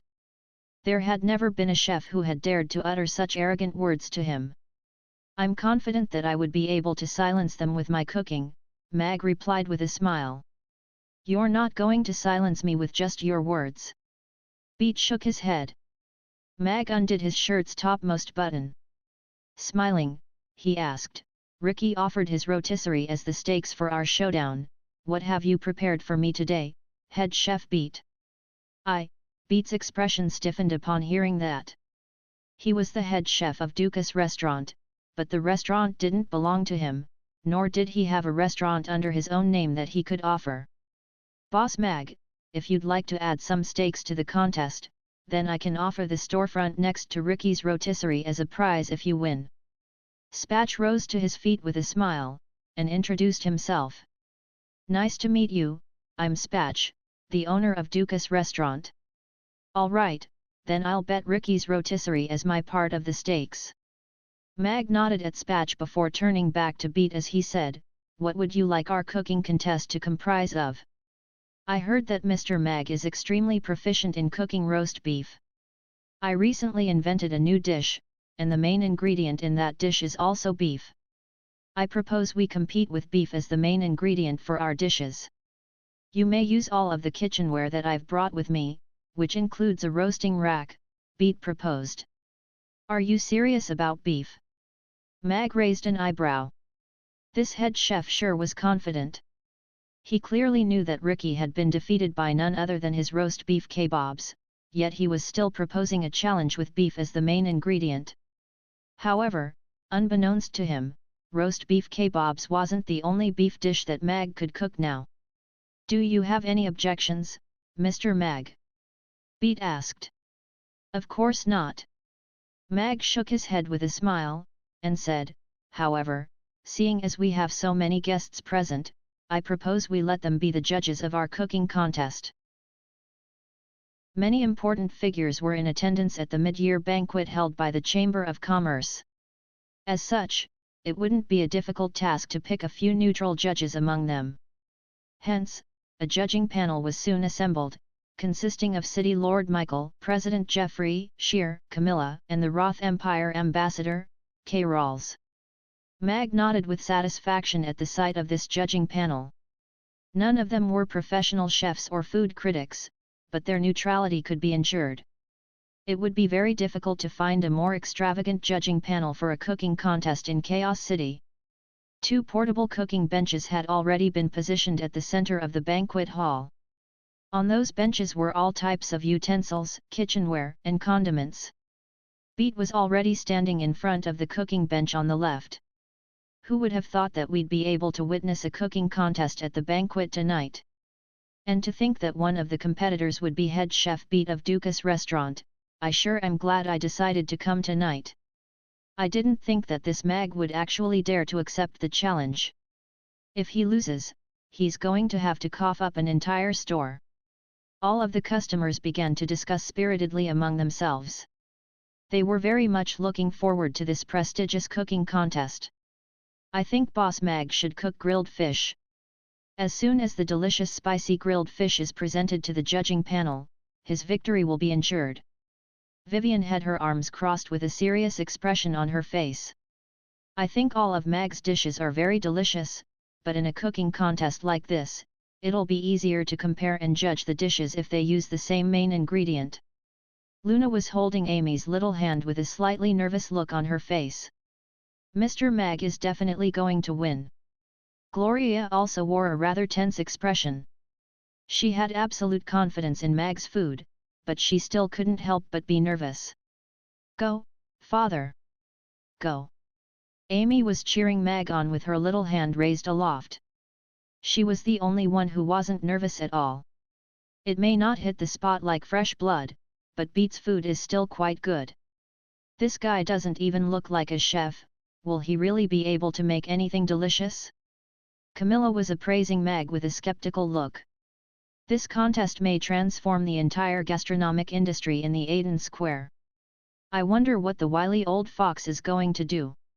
Shear took a glance at the expressionless Jeffrey before turning to Mag with a grim expression. However, a smile quickly returned to her face upon seeing Mag's relaxed and carefree expression. "What an arrogant fool! How dare you accept Beat's challenge? I'm going to ensure your reputation is swept to the ground tonight." Cyril was looking at Mag with a cold sneer, feeling as if he could already predict the results of the contest. "Mr. Mag, if you require any more kitchenware or condiments, you can tell me now and I'll get my people to prepare them," Beat offered. "That's all right, I won't be making my roast beef kebabs today. I wanted to try out a new dish I invented just recently, and all I'll need for that dish is a frying pan." Mag shook his head as he turned his attention to one half of a freshly slaughtered cow hanging from a rack beside him. This was a superb iron-hide bull, and the blood that was still dripping from the carcass was a sufficient indication of its freshness. It was going to be perfect for steak. A new dish. Beat looked at Mag with a meaningful expression. This young man seemed to be even more arrogant than he had imagined. That's all right. I wonder if your new dish or my new dish will be more to the liking of the judging panel, Mag said with a smile. We'll see, Beat replied with a serious expression. All right, let's begin, then. Mag's expression was still very relaxed. Sure. Beat turned round and grabbed onto the hilt of a long and thin blade on his knife rack. The sharp blade sliced through the beef, and a portion of lean beef without any fat soon appeared on his chopping board. The knife had cut through the beef so quickly that it was almost too fast for the eyes to follow. After a few precise and confident strokes, the beef had already been sliced into cubes of a uniform size. Such exceptional cutting skills! The spectators couldn't help but exclaim. Mag also nodded upon seeing this. Such exemplary knife skills really were befitting of a chef of Beat's status. However, he wasn't in a hurry to begin his own cooking. After cubing the beef, Beat set his knife aside and took the lid off the heavy spherical pot beside him. The walls of the pot were 3 inches thick, and had almost entirely sunk into the cooking bench, leaving only the lid exposed on top. Beat placed all of the beef in the black pot before tossing in many types of condiments all at once. He then brought out a bamboo tube before taking off its lid, upon which the aroma of wine intermingled with the fresh scent of bamboo wafted through the air. Is that wine brewed in bamboo? It's so fragrant. Everyone's eyes lit up with incredulity as they looked at the bamboo tube in Beat's hand. Who would have thought bamboo wine exists even in this world?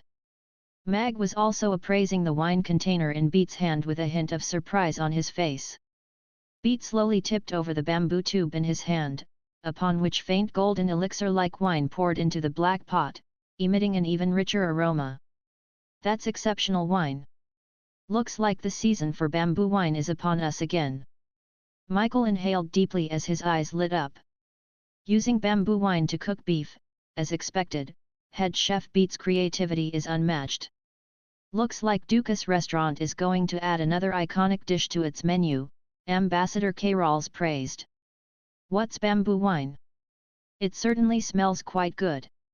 Camilla nodded in agreement. A moderate amount of bamboo wine was poured into the black pot before Beat replaced the lid on the bamboo tube. He then pulled out another wooden barrel and poured some water into the pot before putting the lid on the pot, turning a few times to completely seal it in place. The spherical black pot was almost entirely under the cooking bench, with only its curved lid visible from above. Beat pressed a yellow button nearby, and the entire cooking bench suddenly began to tremor. A few streaks of crimson fire suddenly erupted around the black pot as a scorching aura emanated through the air. The black pot then rose into the air as if propelled by some sort of mysterious power before beginning to rapidly rotate. Holy F***ck. You can do that? A magic stove and a spherical rotational high-pressure cooker. Mag's eyes widened with shock. He had thought that his cooking utensils were already super high-tech, but who would have thought that Beat would bring out magic kitchenware? This was like using hacks. System, get me a bottle of black pepper powder.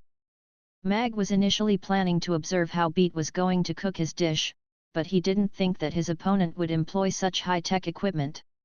It would be bad if he completed his dish too long after his opponent. Black pepper powder, 10 gold coins per bottle, the system replied calmly. Hey, 10 gold coins for 1 bottle of black pepper powder? Are you trying to rob me? Mag raised an eyebrow upon hearing that. He suddenly developed a feeling that the system had an ulterior motive for releasing that mission. Nonsense. Am I that kind of system? The system had clearly been enraged by Mag's accusations as it retorted, this black pepper is produced on Cheechelin Island in the Demon Islands. This island only has an area of 1,000 square meters, and less than half of that area is suitable for planting black pepper. The system had to selectively breed Cambodian Kampot pepper to create the more exceptional Kampot No. 2. The special climate on Chechelan Island and its mineral-rich soil gives the black pepper a unique flavor, which can significantly improve the taste of a dish. Furthermore, this black pepper is known as black gold, and in this world, pepper is worth far more than gold. 10 gold coins per bottle is already a bargain. Mag was slightly more able to accept this price after hearing the system's description. It was only normal for exceptional ingredients to be extremely expensive. In any case, he would just have to pass on these costs to his customers. However, he was still a little curious as he asked, "There's even black pepper in this world?" Black pepper is a luxury food item in this world. It can only thrive in extremely limited conditions, and is very inconvenient to transport. Therefore, wild black pepper is extremely expensive on the market. Even some high-grade restaurants may not be able to get much black pepper per year, the system replied. System, how about we just sell black pepper? This is an extremely profitable business endeavor. Mag's eyes lit up. The rarer an item was, the more expensive it became. Most importantly, there seemed to be quite a large market for this item. You have to constantly remember who you are. As a candidate to become the god of cookery, don't you feel ashamed to be thinking about selling ingredients for a living? The system wailed. Oh yeah? Well, you're supposed to be a food system, are you proud of selling me all of that other random crap? Mag rolled his eyes before glancing at Beat, who was flying through his cooking process, and he realized that he didn't have any more time to waste on bickering with the system. As such, he urged, "All right, that's enough, I'll get a bottle of black pepper. Make sure to deliver it directly into my pocket so no one sees it." Ding, 10 gold coins have been deducted. A bottle of black pepper powder has been delivered. Mag looked down at the bulge that had suddenly appeared in his crotch with a thunderous expression, and roared internally, "System, you bastard! I said in my pocket, not down my pants." "Sorry, the delivery was a little off," the system apologized. Mag felt his crotch go cold, following which his pocket bulged instead, only then did his expression ease slightly. Thankfully, no one had noticed that. Otherwise, he would have definitely been labeled as a freak. He pulled out the small bottle of black pepper powder from his pocket and placed it on the bench. After that, he made sure that he had all of the ingredients he required before taking off his black suit and handing it over to one of the waiters nearby. He then unbuttoned his sleeves and rolled them up before grabbing a flat knife from the rack. "What is that guy doing? Head chef Beat is almost done, and he hasn't even started yet. It feels like he's not even a chef. Can he really make any good food?" The guests began to discuss quietly among themselves, and most of them weren't optimistic about Mag's chances. He must be petrified." Cyril looked at Mag with a cold sneer on his face. The way that the contest was progressing was outside his expectations, but he was naturally quite happy to see Mag struggling. "All right, time to display some true skills." A deriding sneer appeared on Mag's face as he listened to criticism aimed at him. He made his way over to the cow carcass and sliced his knife through the beef on the cow's back. In the blink of an eye, 6 portions of ribeye beef identical in thickness had appeared on the chopping board, set up in exactly 2 rows. Upon closer inspection, everyone noticed that even the shape of the portions of beef was completely identical. "Wow! What amazing cutting skills! I didn't even see what he did. That's ribeye beef, right? The size and shape are all completely the same." The guests' eyes lit up in unison. Mag's extraordinary cutting skills had completely altered their first impression of him. "Not bad, looks like he has a good foundation." Beat also nodded to himself with approval as he looked at Mag. Mag was still quite young, and his restaurant was also only in its infancy.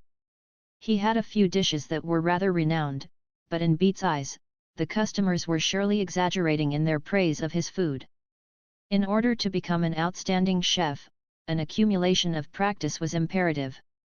Talent was very important, but hard work and dedication as well as sufficient practical experience were also crucial.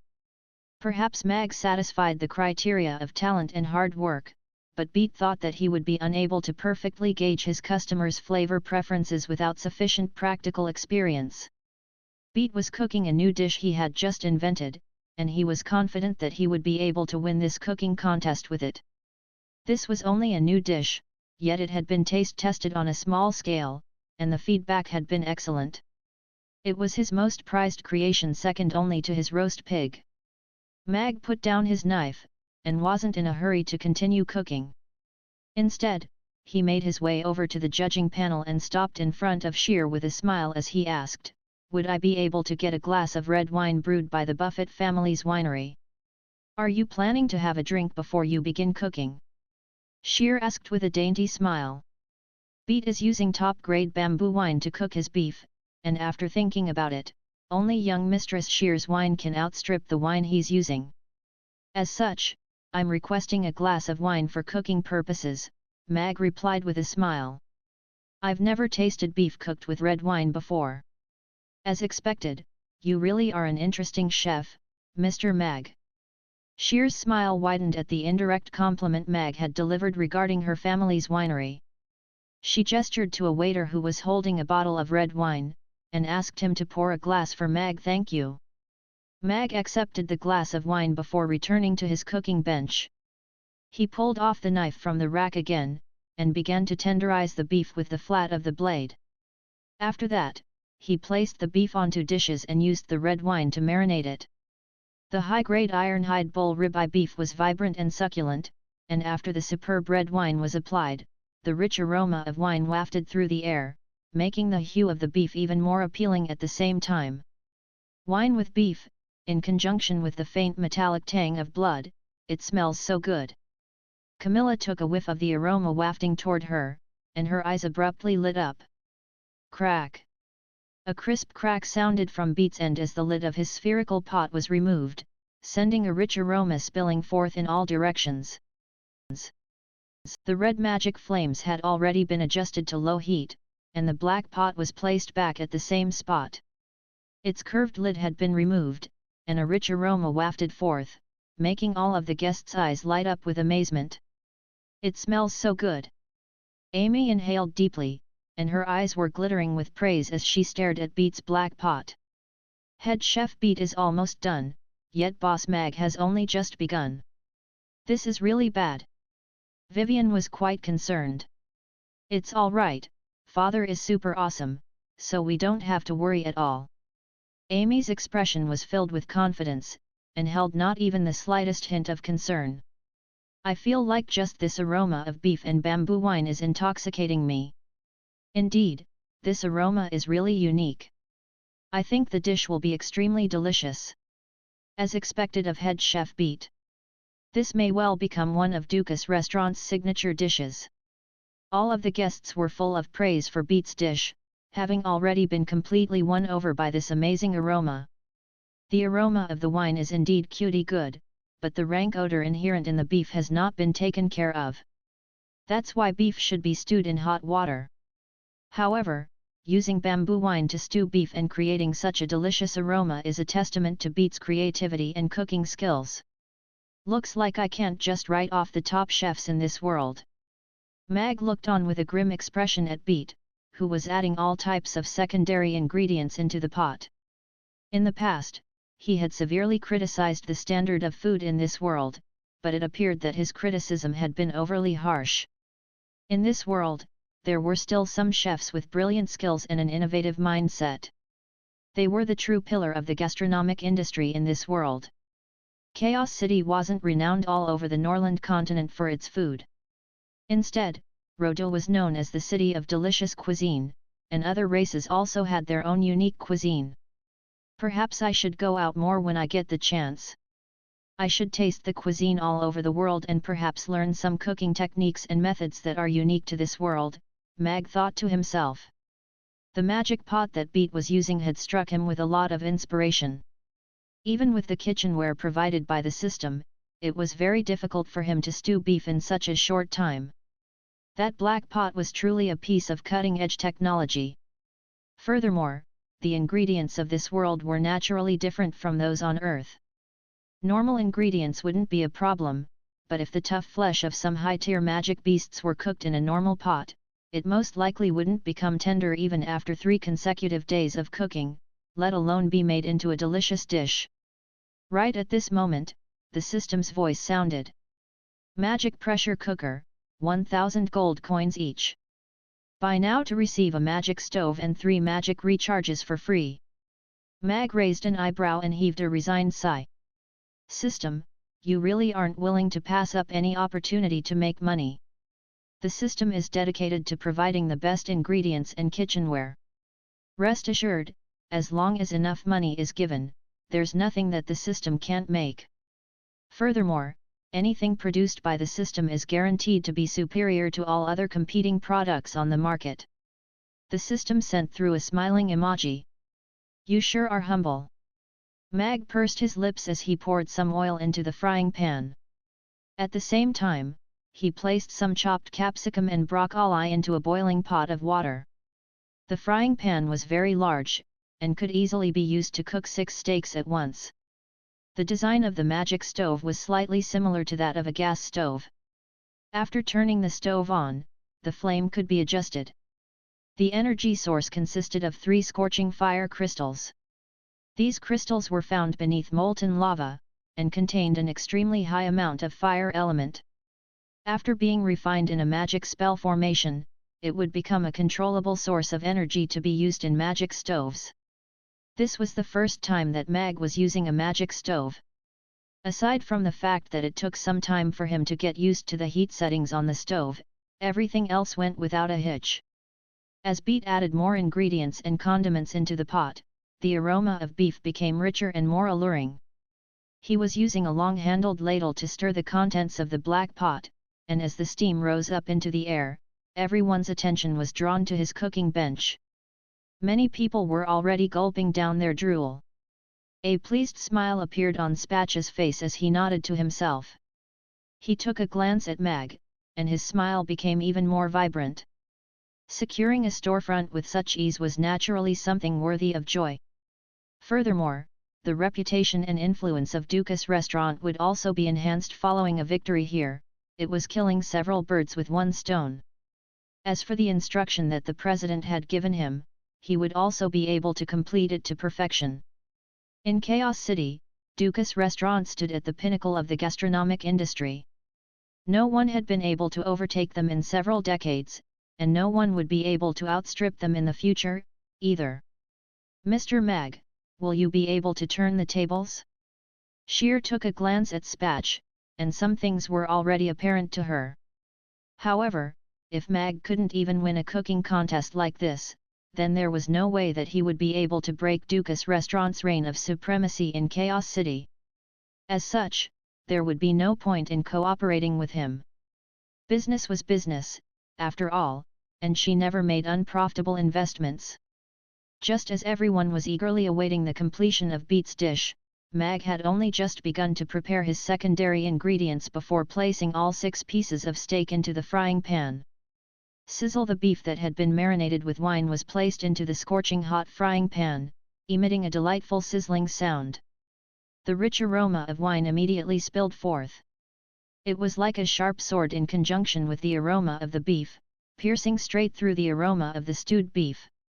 This aroma is so unique. The guests closest to Mag were the first to react, and their eyes lit up as they looked at the steaks on Mag's frying pan with incredulity in their eyes.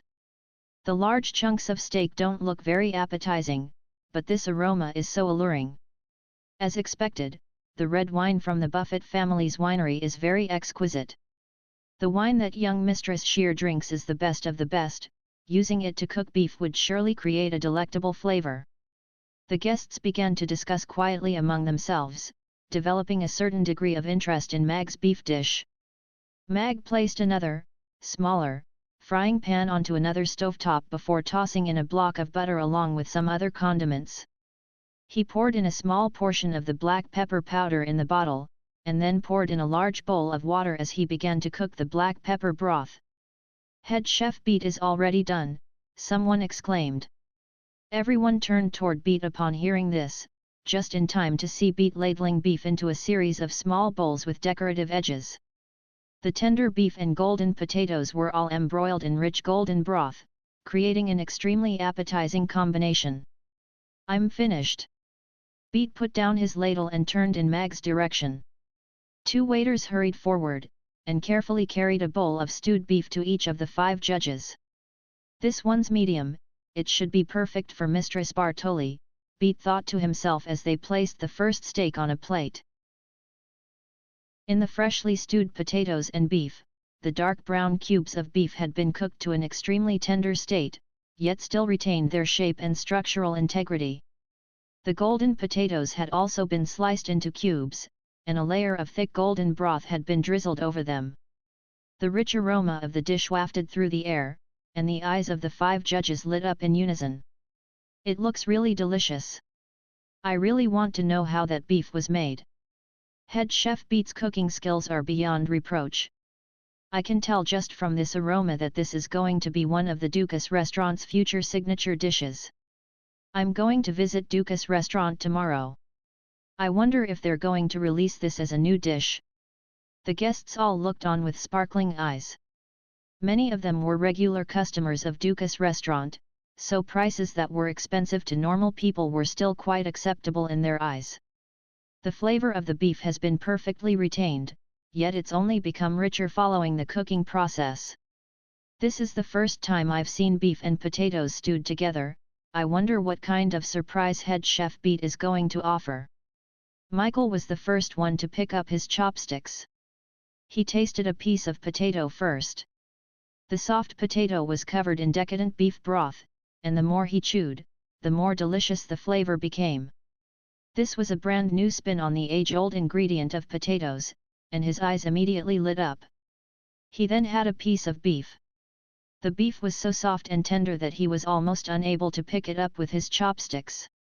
It melted in his mouth, sending the flavor of beef and bamboo wine washing over his palate. The refreshing fragrance of bamboo had been perfectly absorbed by the beef, which slid down his throat, leaving a wonderful aftertaste in his mouth. The beef is tender and refreshing, and the idea to incorporate bamboo wine into this dish is a stroke of genius. The two flavors complement each other perfectly. This is an exceptional dish. Michael nodded with satisfaction as he had another piece of beef. Michael's review sent a small stir running through the guests present. After all, it was an honor to be praised by the city lord. A smile appeared on Beat's face. He heard praise like this on a daily basis, but the compliment seemed to hold more meaning when it was paid by the city lord.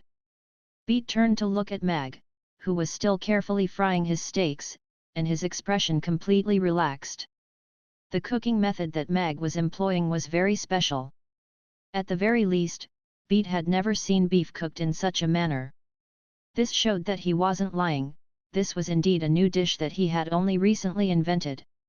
However, without an extensive period of marination, there was no way that any flavor could have seeped into the steaks, so how could it possibly taste good? Jeffrey picked up a small piece of beef with his chopsticks before chewing on it a few times. His expression remained unchanged as he nodded, and said, "Not bad." As expected of the head chef of Dukas restaurant, this is the first time I've ever tasted such delicious beef. Even in Rodu, there are very few chefs who can compare to your genius. Rawls had a piece of beef and turned to Beat with words of praise. At the same time, he thought to himself, it's going to be His Majesty's 60th birthday in a few days. Prince Josh has been searching for a present for His Majesty. Perhaps I can get Beat to make a trip to Rodu and cook some delicious cuisine for His Majesty. Sheer put down her chopsticks before dabbing at her lips with her handkerchief. She nodded, and said, the freshness and richness of the beef were retained, yet all of its undesirable flavors have been masked by the fragrance of the wine. This is indeed a very special dish. In my opinion, this dish can rank among the top 3 of all of Dukas restaurant's dishes. Meanwhile, Camilla only had a small mouthful of beef before putting down her chopsticks, upon which her brows furrowed, and she said, "It's not like we don't have teeth. Why did you make the beef so soft? And what is this bamboo wine? The flavor is horrendous." Even the strict president said the dish is not bad. Looks like head chef Beat is going to win tonight for sure. I expected this to be the result from the very beginning.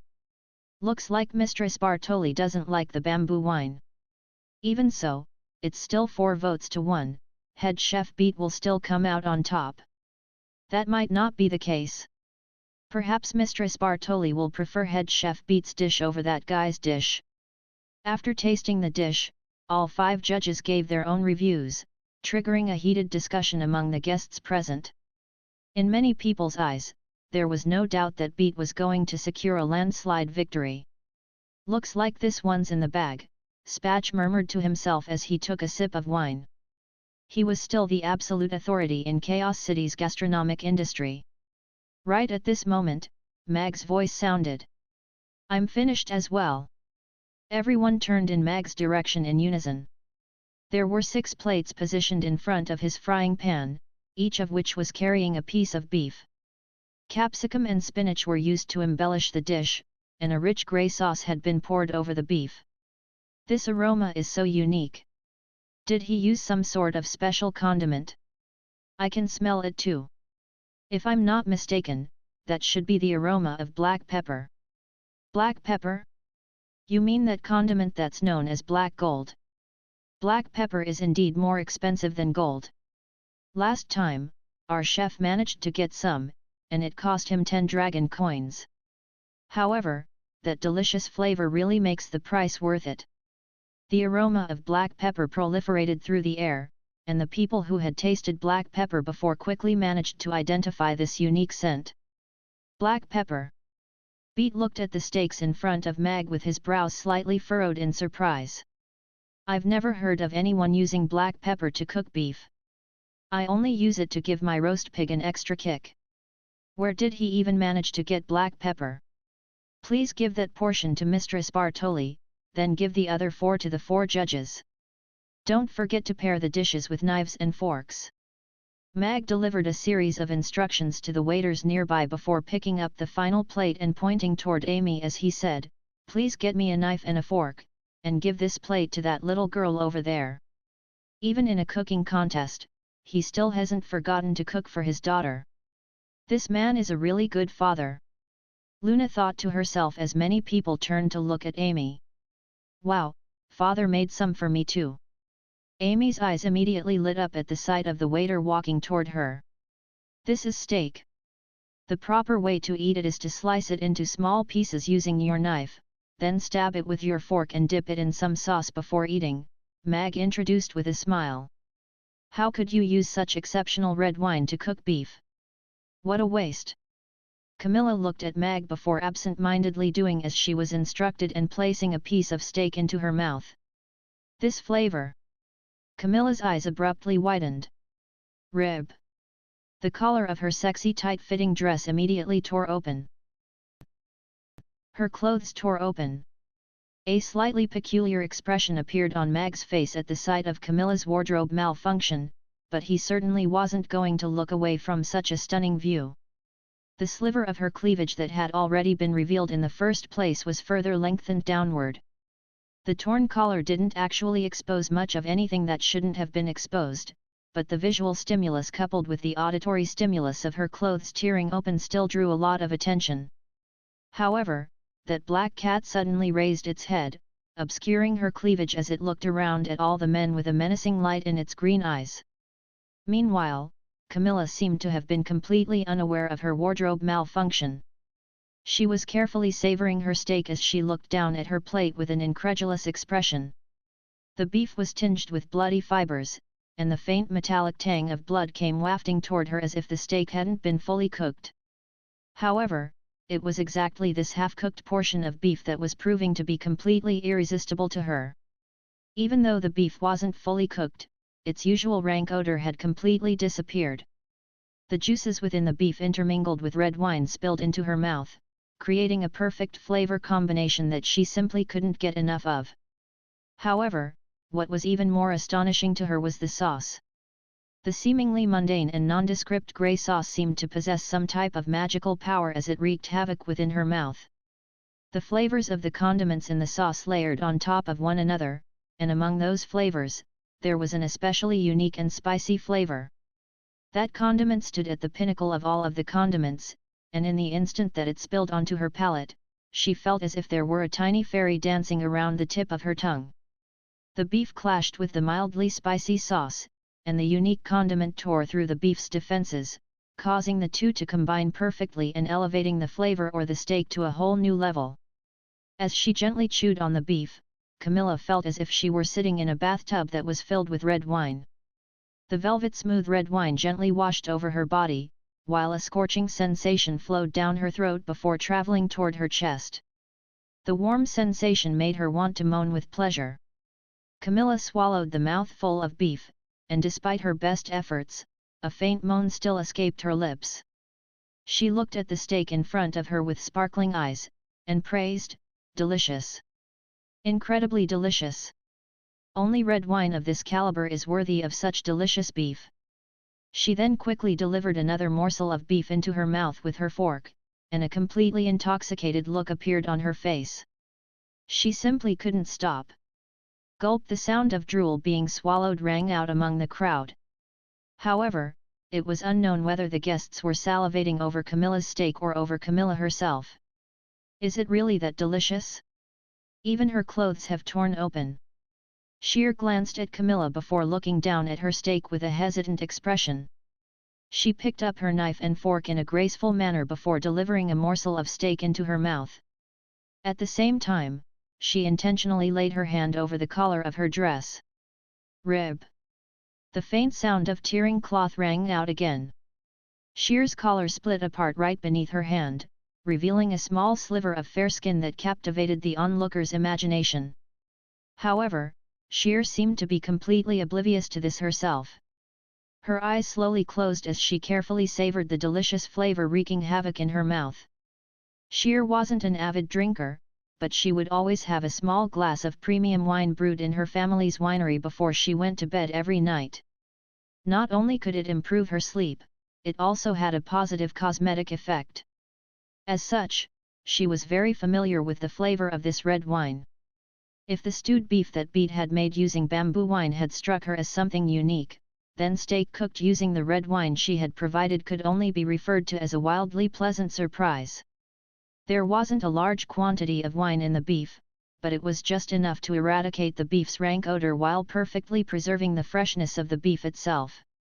The beef wasn't completely cooked, but there was no metallic tang to suggest the presence of blood in the dish, and the texture was very soft and delightful. In contrast with the tenderness of Beat's beef dish, this was a completely different yet still mesmerizing texture. The flavor of the beef combined perfectly with the flavor of the wine and sauce, creating a storm of deliciousness for her taste buds to enjoy. The flavor of black pepper was not something alien to Sheer. It was an extremely expensive condiment, yet price was not an issue for her family, and the family chef would often incorporate it into some of his dishes. However, in comparison with Mag's usage of black pepper, her family chef's usage of the condiment was like the work of a maladroit student. He was completely unable to capture the flavor of the condiment as Mag did. The succulent and juicy steak gave her a completely different culinary experience compared to the roast beef kebabs she had tasted, but it was still extremely delicious. Of course, what was even more incredible to Sheer was the scorching sensation she felt in her chest, which struck her with the false impression that her chest was growing. "This is one of the most delicious beef dishes I've ever had. The only one that can compare to it is the roast beef kebab, which is another one of Mr. Mag's dishes." Sheer slowly opened her eyes as she adjusted her collar in a nondescript manner. She turned to Mag with an expression of genuine praise before continuing to enjoy her steak. If possible, no woman would object to gaining a bit bigger in that area. "Boss Mag, you really are full of surprises. The flavor of this beef is simply extraordinary. It's so good that I simply can't stop." Michael gave a hearty laugh before quickly chomping down another mouthful of steak while nodding with a content and blissful expression. How could anyone in this world make such delicious beef? Surely no one can resist the allure of his cooking. In comparison, the beef that Beat cooked is trash. This Mag's cooking skills are absolutely incredible. Carol stared at the steak in front of him with an incredulous look. He abruptly looked up at Meg, and his eyes lit up as he thought to himself, he's the one I'm truly looking for. If he could travel to Rodu and cook a steak like this for His Majesty, both Prince Josh and His Majesty will be very pleased with me. Once Prince Josh inherits the throne. Geoffrey's eyes also lit up slightly after he ate a mouthful of beef. However, he wasn't in a hurry to give his review. Instead, he had another mouthful of beef before nodding as he said, fantastic. How could this be? Spatch's body swayed, and he had to support himself using the pillar nearby to avoid collapsing. It wasn't that he couldn't afford to lose a storefront, but the dent in Dukas Restaurant's reputation was going to be much more severe a consequence. Was Dukas Restaurant still the #1 restaurant in the Aden Square? Is there such a massive disparity between us? Beat murmured to himself as he looked at the judges with a dejected expression. Amy, does the beef taste good? Big Sister Vivian, I can eat it for you to hear, a tender voice replied. Even Mistress Bartoli and young Mistress Shear can't stop eating. Just how delicious is this steak? Even the president only gave a review after eating 2 mouthfuls, right?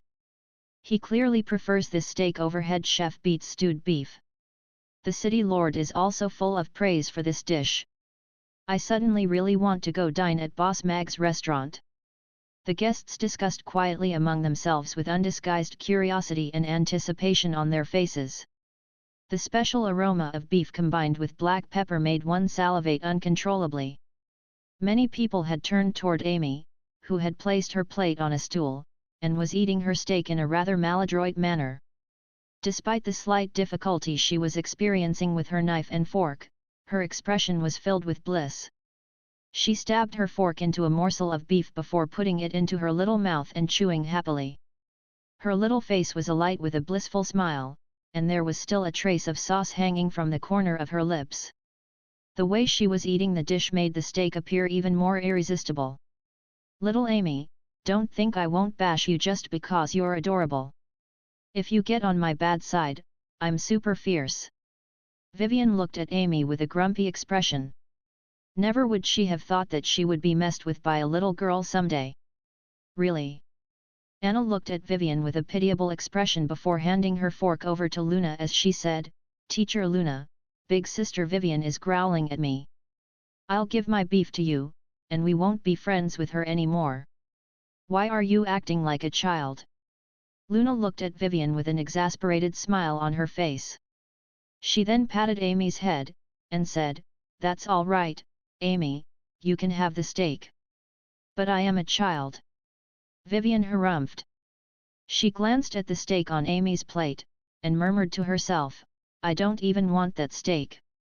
Look at what happened to the other women when they tasted their steaks, Boss Mag must have spiked it with something. Then, would you like to try it, Big Sister Vivian? Amy offered her fork to Vivian instead. The steak was covered in alluring juices and exuding a delectable aroma. Just the sight of it was making Vivian salivate. She clenched her fists in tightly and grappled with an internal conflict for a long while before making up her mind. She grabbed the fork with a grave expression, and said, I have to taste test it for Luna, even if he did spike the beef with something strange. Vivian ate the piece of the steak on her fork as Amy looked on with an expectant expression, while Luna wore a speechless look on her face. Oh! This flavor! Vivian felt as if she had been thrown into a large wine cellar, where she was surrounded by wooden barrels that were filled with red wine. She was then quickly taken to a vast grassland, straddling a wild cow's back as it carried her rapidly into the distance. Gusts of violent winds swept up incessantly over the grassland, rushing toward her and her cow steed. Rib.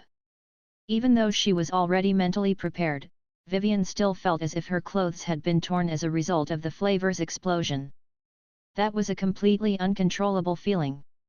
Thankfully, she was wearing a coat which obscured her chest, thereby obscuring her sensitive regions. This beef is so delicious. The texture and freshness are incredible, and the flavors of the red wine and the sauce create an unrivaled culinary experience. Vivian opened her eyes, Her cheeks were slightly flushed, perhaps due to excitement, or perhaps due to the rich red wine used in the dish. You knew what was going to happen, yet you still couldn't help yourself. Luna shook her head in a resigned manner as she took off her silk scarf before draping it over Vivian's shoulders. She then turned her gaze toward Mag, and a smile appeared on her face. It appeared that there was nothing he couldn't do. Gloria also heaved a sigh of relief as she looked on from nearby. There was a faint smile on Mag's face, and he appeared to always be confident and assured regardless of the situation, just as if everything was progressing as he had envisioned. This confident persona instilled everyone around him with a sense of calming reassurance. I hope I can also become a confident and outstanding person like Mr. Mag someday, Gloria thought to herself as she slowly clenched her fists.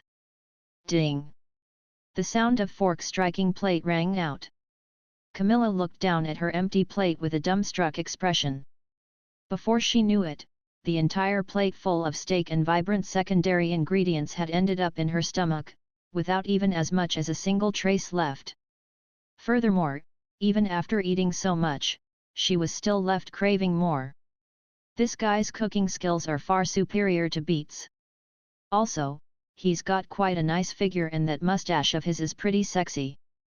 Most importantly, if I could eat such a delicious steak first thing every morning, that would surely be an amazing experience, right? Camilla looked at Mag and licked her vibrant red lips. Crap! This is the feeling of love. Camilla's expression suddenly stiffened. She glanced at Mag with a conflicted look on her face before shaking her head as she thought to herself, people of different genders absolutely cannot fall in love with each other. I refuse to develop an interest in any man. Camilla then turned to appraise Gloria, and her eyes lit up again as she nodded with satisfaction. It wasn't a waste of time coming to this banquet after all. Sheer also put down her knife and fork as she dabbed at her lips with her handkerchief.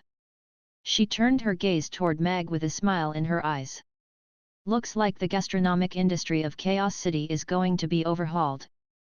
Mr. Mag, you've given me an even bigger surprise than I expected, Sheer thought to herself, and her smile widened as she took a glance at Jeffrey. As Jeffrey also put down his knife and fork, there was still half a steak left on his plate. However, anyone who was familiar with him knew that this already indicated he was very pleased with the dish. The only reason he was leaving half the steak behind was his extreme self-enforced food intake restrictions. After wiping his hands and lips with a wet towel handed to him by a nearby waiter, Jeffrey turned to look at Mag with a contemplative look in his eyes. Seeing as everyone's finished eating, let me announce my decision. Beat's dish is very good, but Boss Mag's dish is more spectacular in my opinion. Hence, I choose Boss Mag. Michael put down his knife and fork with a smile on his face. Head chef Beat's stewed beef is tender and delicious, and created a brand new way to eat potatoes. His creativity is extremely commendable, but on this occasion, I must choose Mr. Mag. K. Rawls pointed a finger in Mag's direction. Head chef Beat's dish is very delicious, but in comparison, I prefer Mr. Mag's steak. Hence, I choose Mr. Mag, Sheer said with a smile. I choose him. This is how beef should be cooked. Camilla was looking at Mag with shimmering eyes. 4 of the judges had already given their decisions, and everyone turned their attention to Jeffrey. His decision wouldn't alter the result of this cooking contest, but he was the president of the Chamber of Commerce, and his vote bore a lot of weight. Spatch clenched his fists tightly as he stared intently at Jeffrey. As long as Jeffrey sided with him, then he hadn't actually lost. Mag was also looking at Jeffrey. This perpetually expressionless old man reminded him of his father in his past. Sly old foxes like them who had been toiling in the business world their entire lives were very difficult to deal with as you could never tell what they were thinking. Furthermore, this old man had single-handedly founded the Chamber of Commerce and made it into the colossus that it was today. If Mag wanted to abolish the policies in the Chamber of Commerce that were discriminative toward half-breed beings, then the simplest way would be to get this old man to resign from the role of president, and then convince his successor to get rid of those policies. Jeffrey didn't pay any heed to the countless eyes that were aimed at him. His expression remained calm and collected as he said, "In this contest, the steak cooked by Mr. Mag of Mamie Restaurant was more delicious than the beef cooked by head chef Beat of Dukas Restaurant, so I cast my vote to Mr. Mag." Mr. Mag won on an unanimous vote. Never in my wildest dreams could I have predicted this result. I can't believe there's someone capable of securing an unanimous votes victory against head chef Beat in a cooking contest. I have a feeling this Mamie Restaurant is going to absolutely blow up in popularity in Chaos City. Just who is this Mag? It feels like he suddenly jumped out of nowhere and tipped the entire gastronomic industry in Chaos City on its head. In the aftermath of the cooking contest, a massive stir immediately ran through the crowd.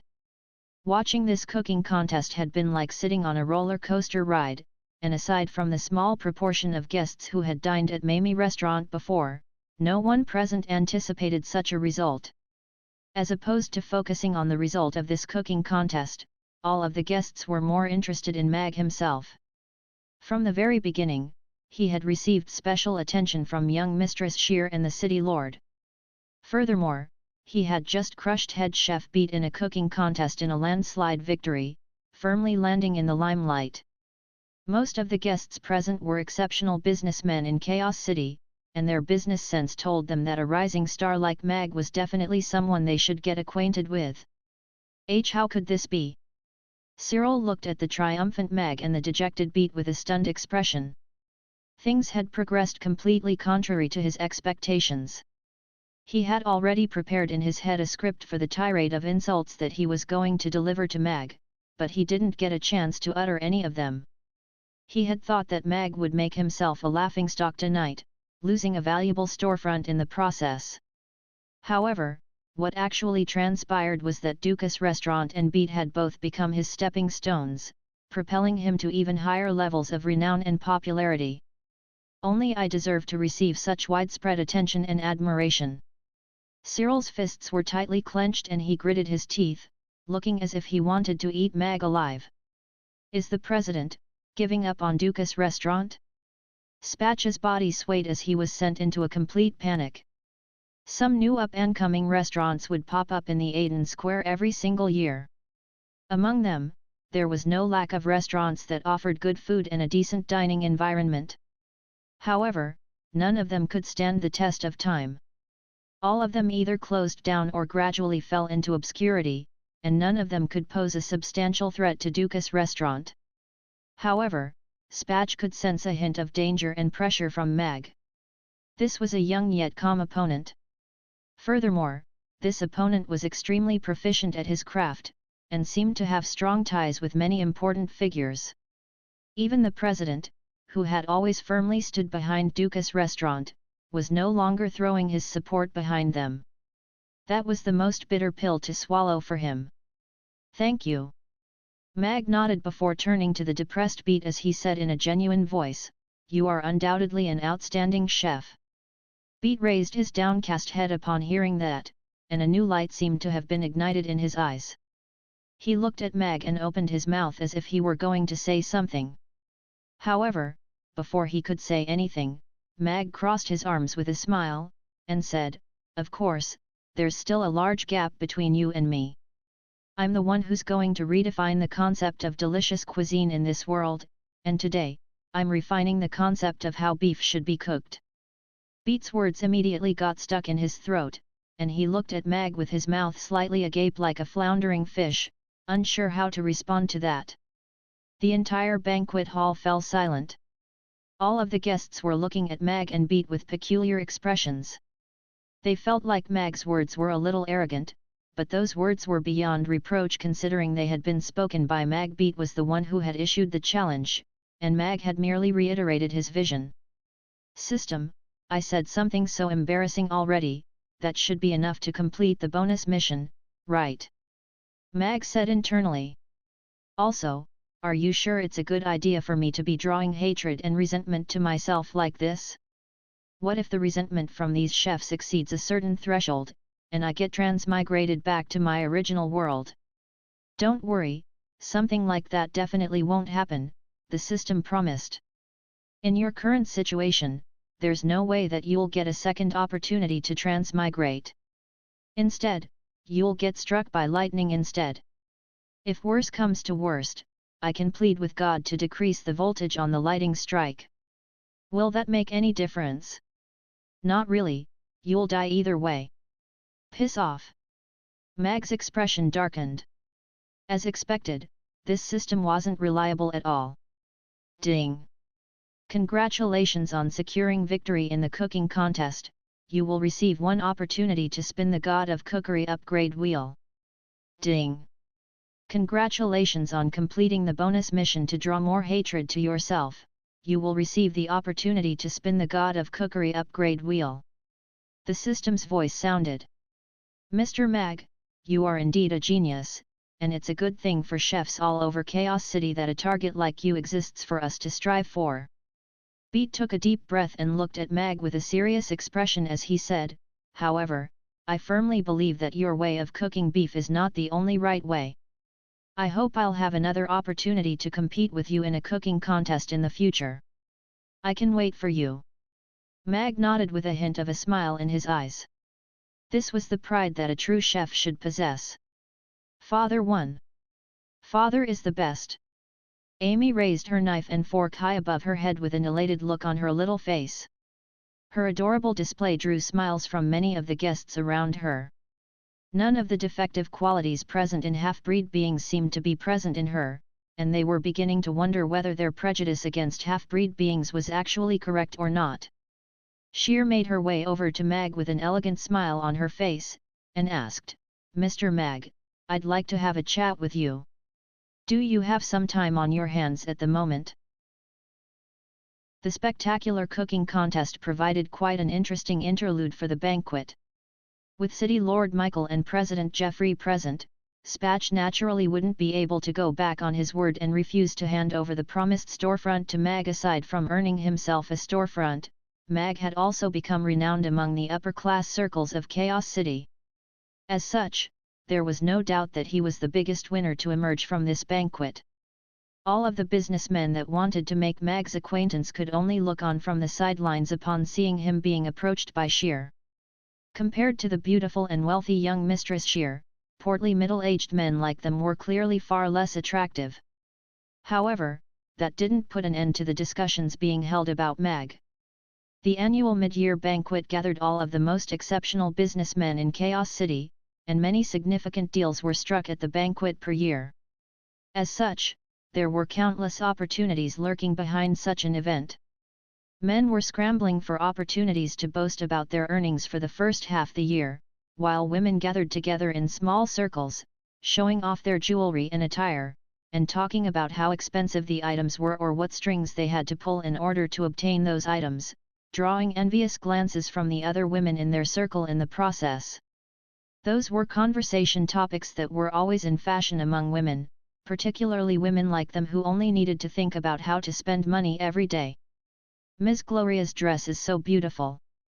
It complements your figure and skin tone perfectly. Indeed.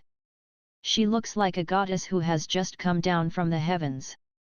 If I could get a dress like that custom made for myself, my husband definitely wouldn't be able to take his eyes off me. I wonder which designer in Chaos City could have designed such a beautiful dress. Why have I not heard anything about them? Of course, many of the women had their attention focused on Gloria. She was like a celestial maiden who had just walked out from a painting, and her gorgeous blue dress had become a popular topic of conversation. Gloria hailed from a noble background, and every female guest present was itching to find out the origins of her dress. They wanted nothing better than to directly ask her whom the dress had been designed by so they could get one custom made for themselves before anyone else could. Gloria had her hands folded over her lower abdomen, and she was feeling rather nervous. However, she wore a faint smile on her face this entire time and conversed in a calm and refined manner with the noble women around her. Ms. Gloria, your dress is so beautiful. I hope you don't mind if I ask which master designer it was made by, a woman wearing thick makeup asked with a smile. Following her question, the chatter around them grew noticeably quieter. All of the women were peeling their ears and holding their breaths in fear that they would miss Gloria's answer and miss out on such a beautiful dress as a result. Gloria's eyes lit up slightly, and she could feel her heartbeat accelerating. Everything she had done today was leading up to this moment. Her plan to arrive late at the banquet had been very successful, and now, these noble women had developed a keen interest in her dress. Gloria glanced at a nearby booth and composed herself internally. A confident smile appeared on her face, and she shook her head as she replied, "This dress wasn't made by any master designer. Instead, it was made by the blue suede clothing shop that I run. So it's her own clothing store. Does that mean Ms. Gloria designed the dress herself? In that case, would she be willing to sell such a beautiful dress? Any woman would want to keep such a beautiful dress exclusively to themselves, right?" All of the women immediately burst into conversation upon hearing this. They were hoping to find out which designer had made the dress before contacting them at the first possible opportunity, but they didn't think that this dress would have been made by Gloria's own clothing store. "This dress is one of the products that our store is selling, and we're currently in the process of producing a limited range," Gloria said with a smile. All of the women's eyes lit up in unison upon hearing this. This was fantastic news for them. Anything that could be bought with money was well within their reach. "However, our store doesn't offer custom-made clothing. Instead, we made our clothing in a series of different set sizes, and every dress of this style produced will be of a different color, so you won't have to worry about someone wearing the same dress at an event that you are going to attend," Gloria continued. "If we can't get it custom-made, then what if it doesn't fit? Only one of each color? But won't it be awkward even if we end up wearing a dress of the same style as someone else during an event? Ms. Gloria's shop sure is unique. She's completely doing away with the old conventions established by tailors and seamstresses." All of the women began discussing quietly among themselves again. "Ms. Gloria, where is your shop located? I would love to visit it tomorrow morning," one of the women asked with a smile. All of the other women also turned to Gloria, awaiting her response. "Blue Suede is the 8th shop from the entrance of the Aiden Square. It should be quite easy to find if you look out for our sign," Gloria replied with a smile. "All right, I'll be sure to head over there tomorrow morning," the woman promised with a smile. "Big sister, you have to wait for me tomorrow. We'll go together," one of the other women urged. The rest of the group didn't say anything, but their expressions certainly didn't suggest lack of interest.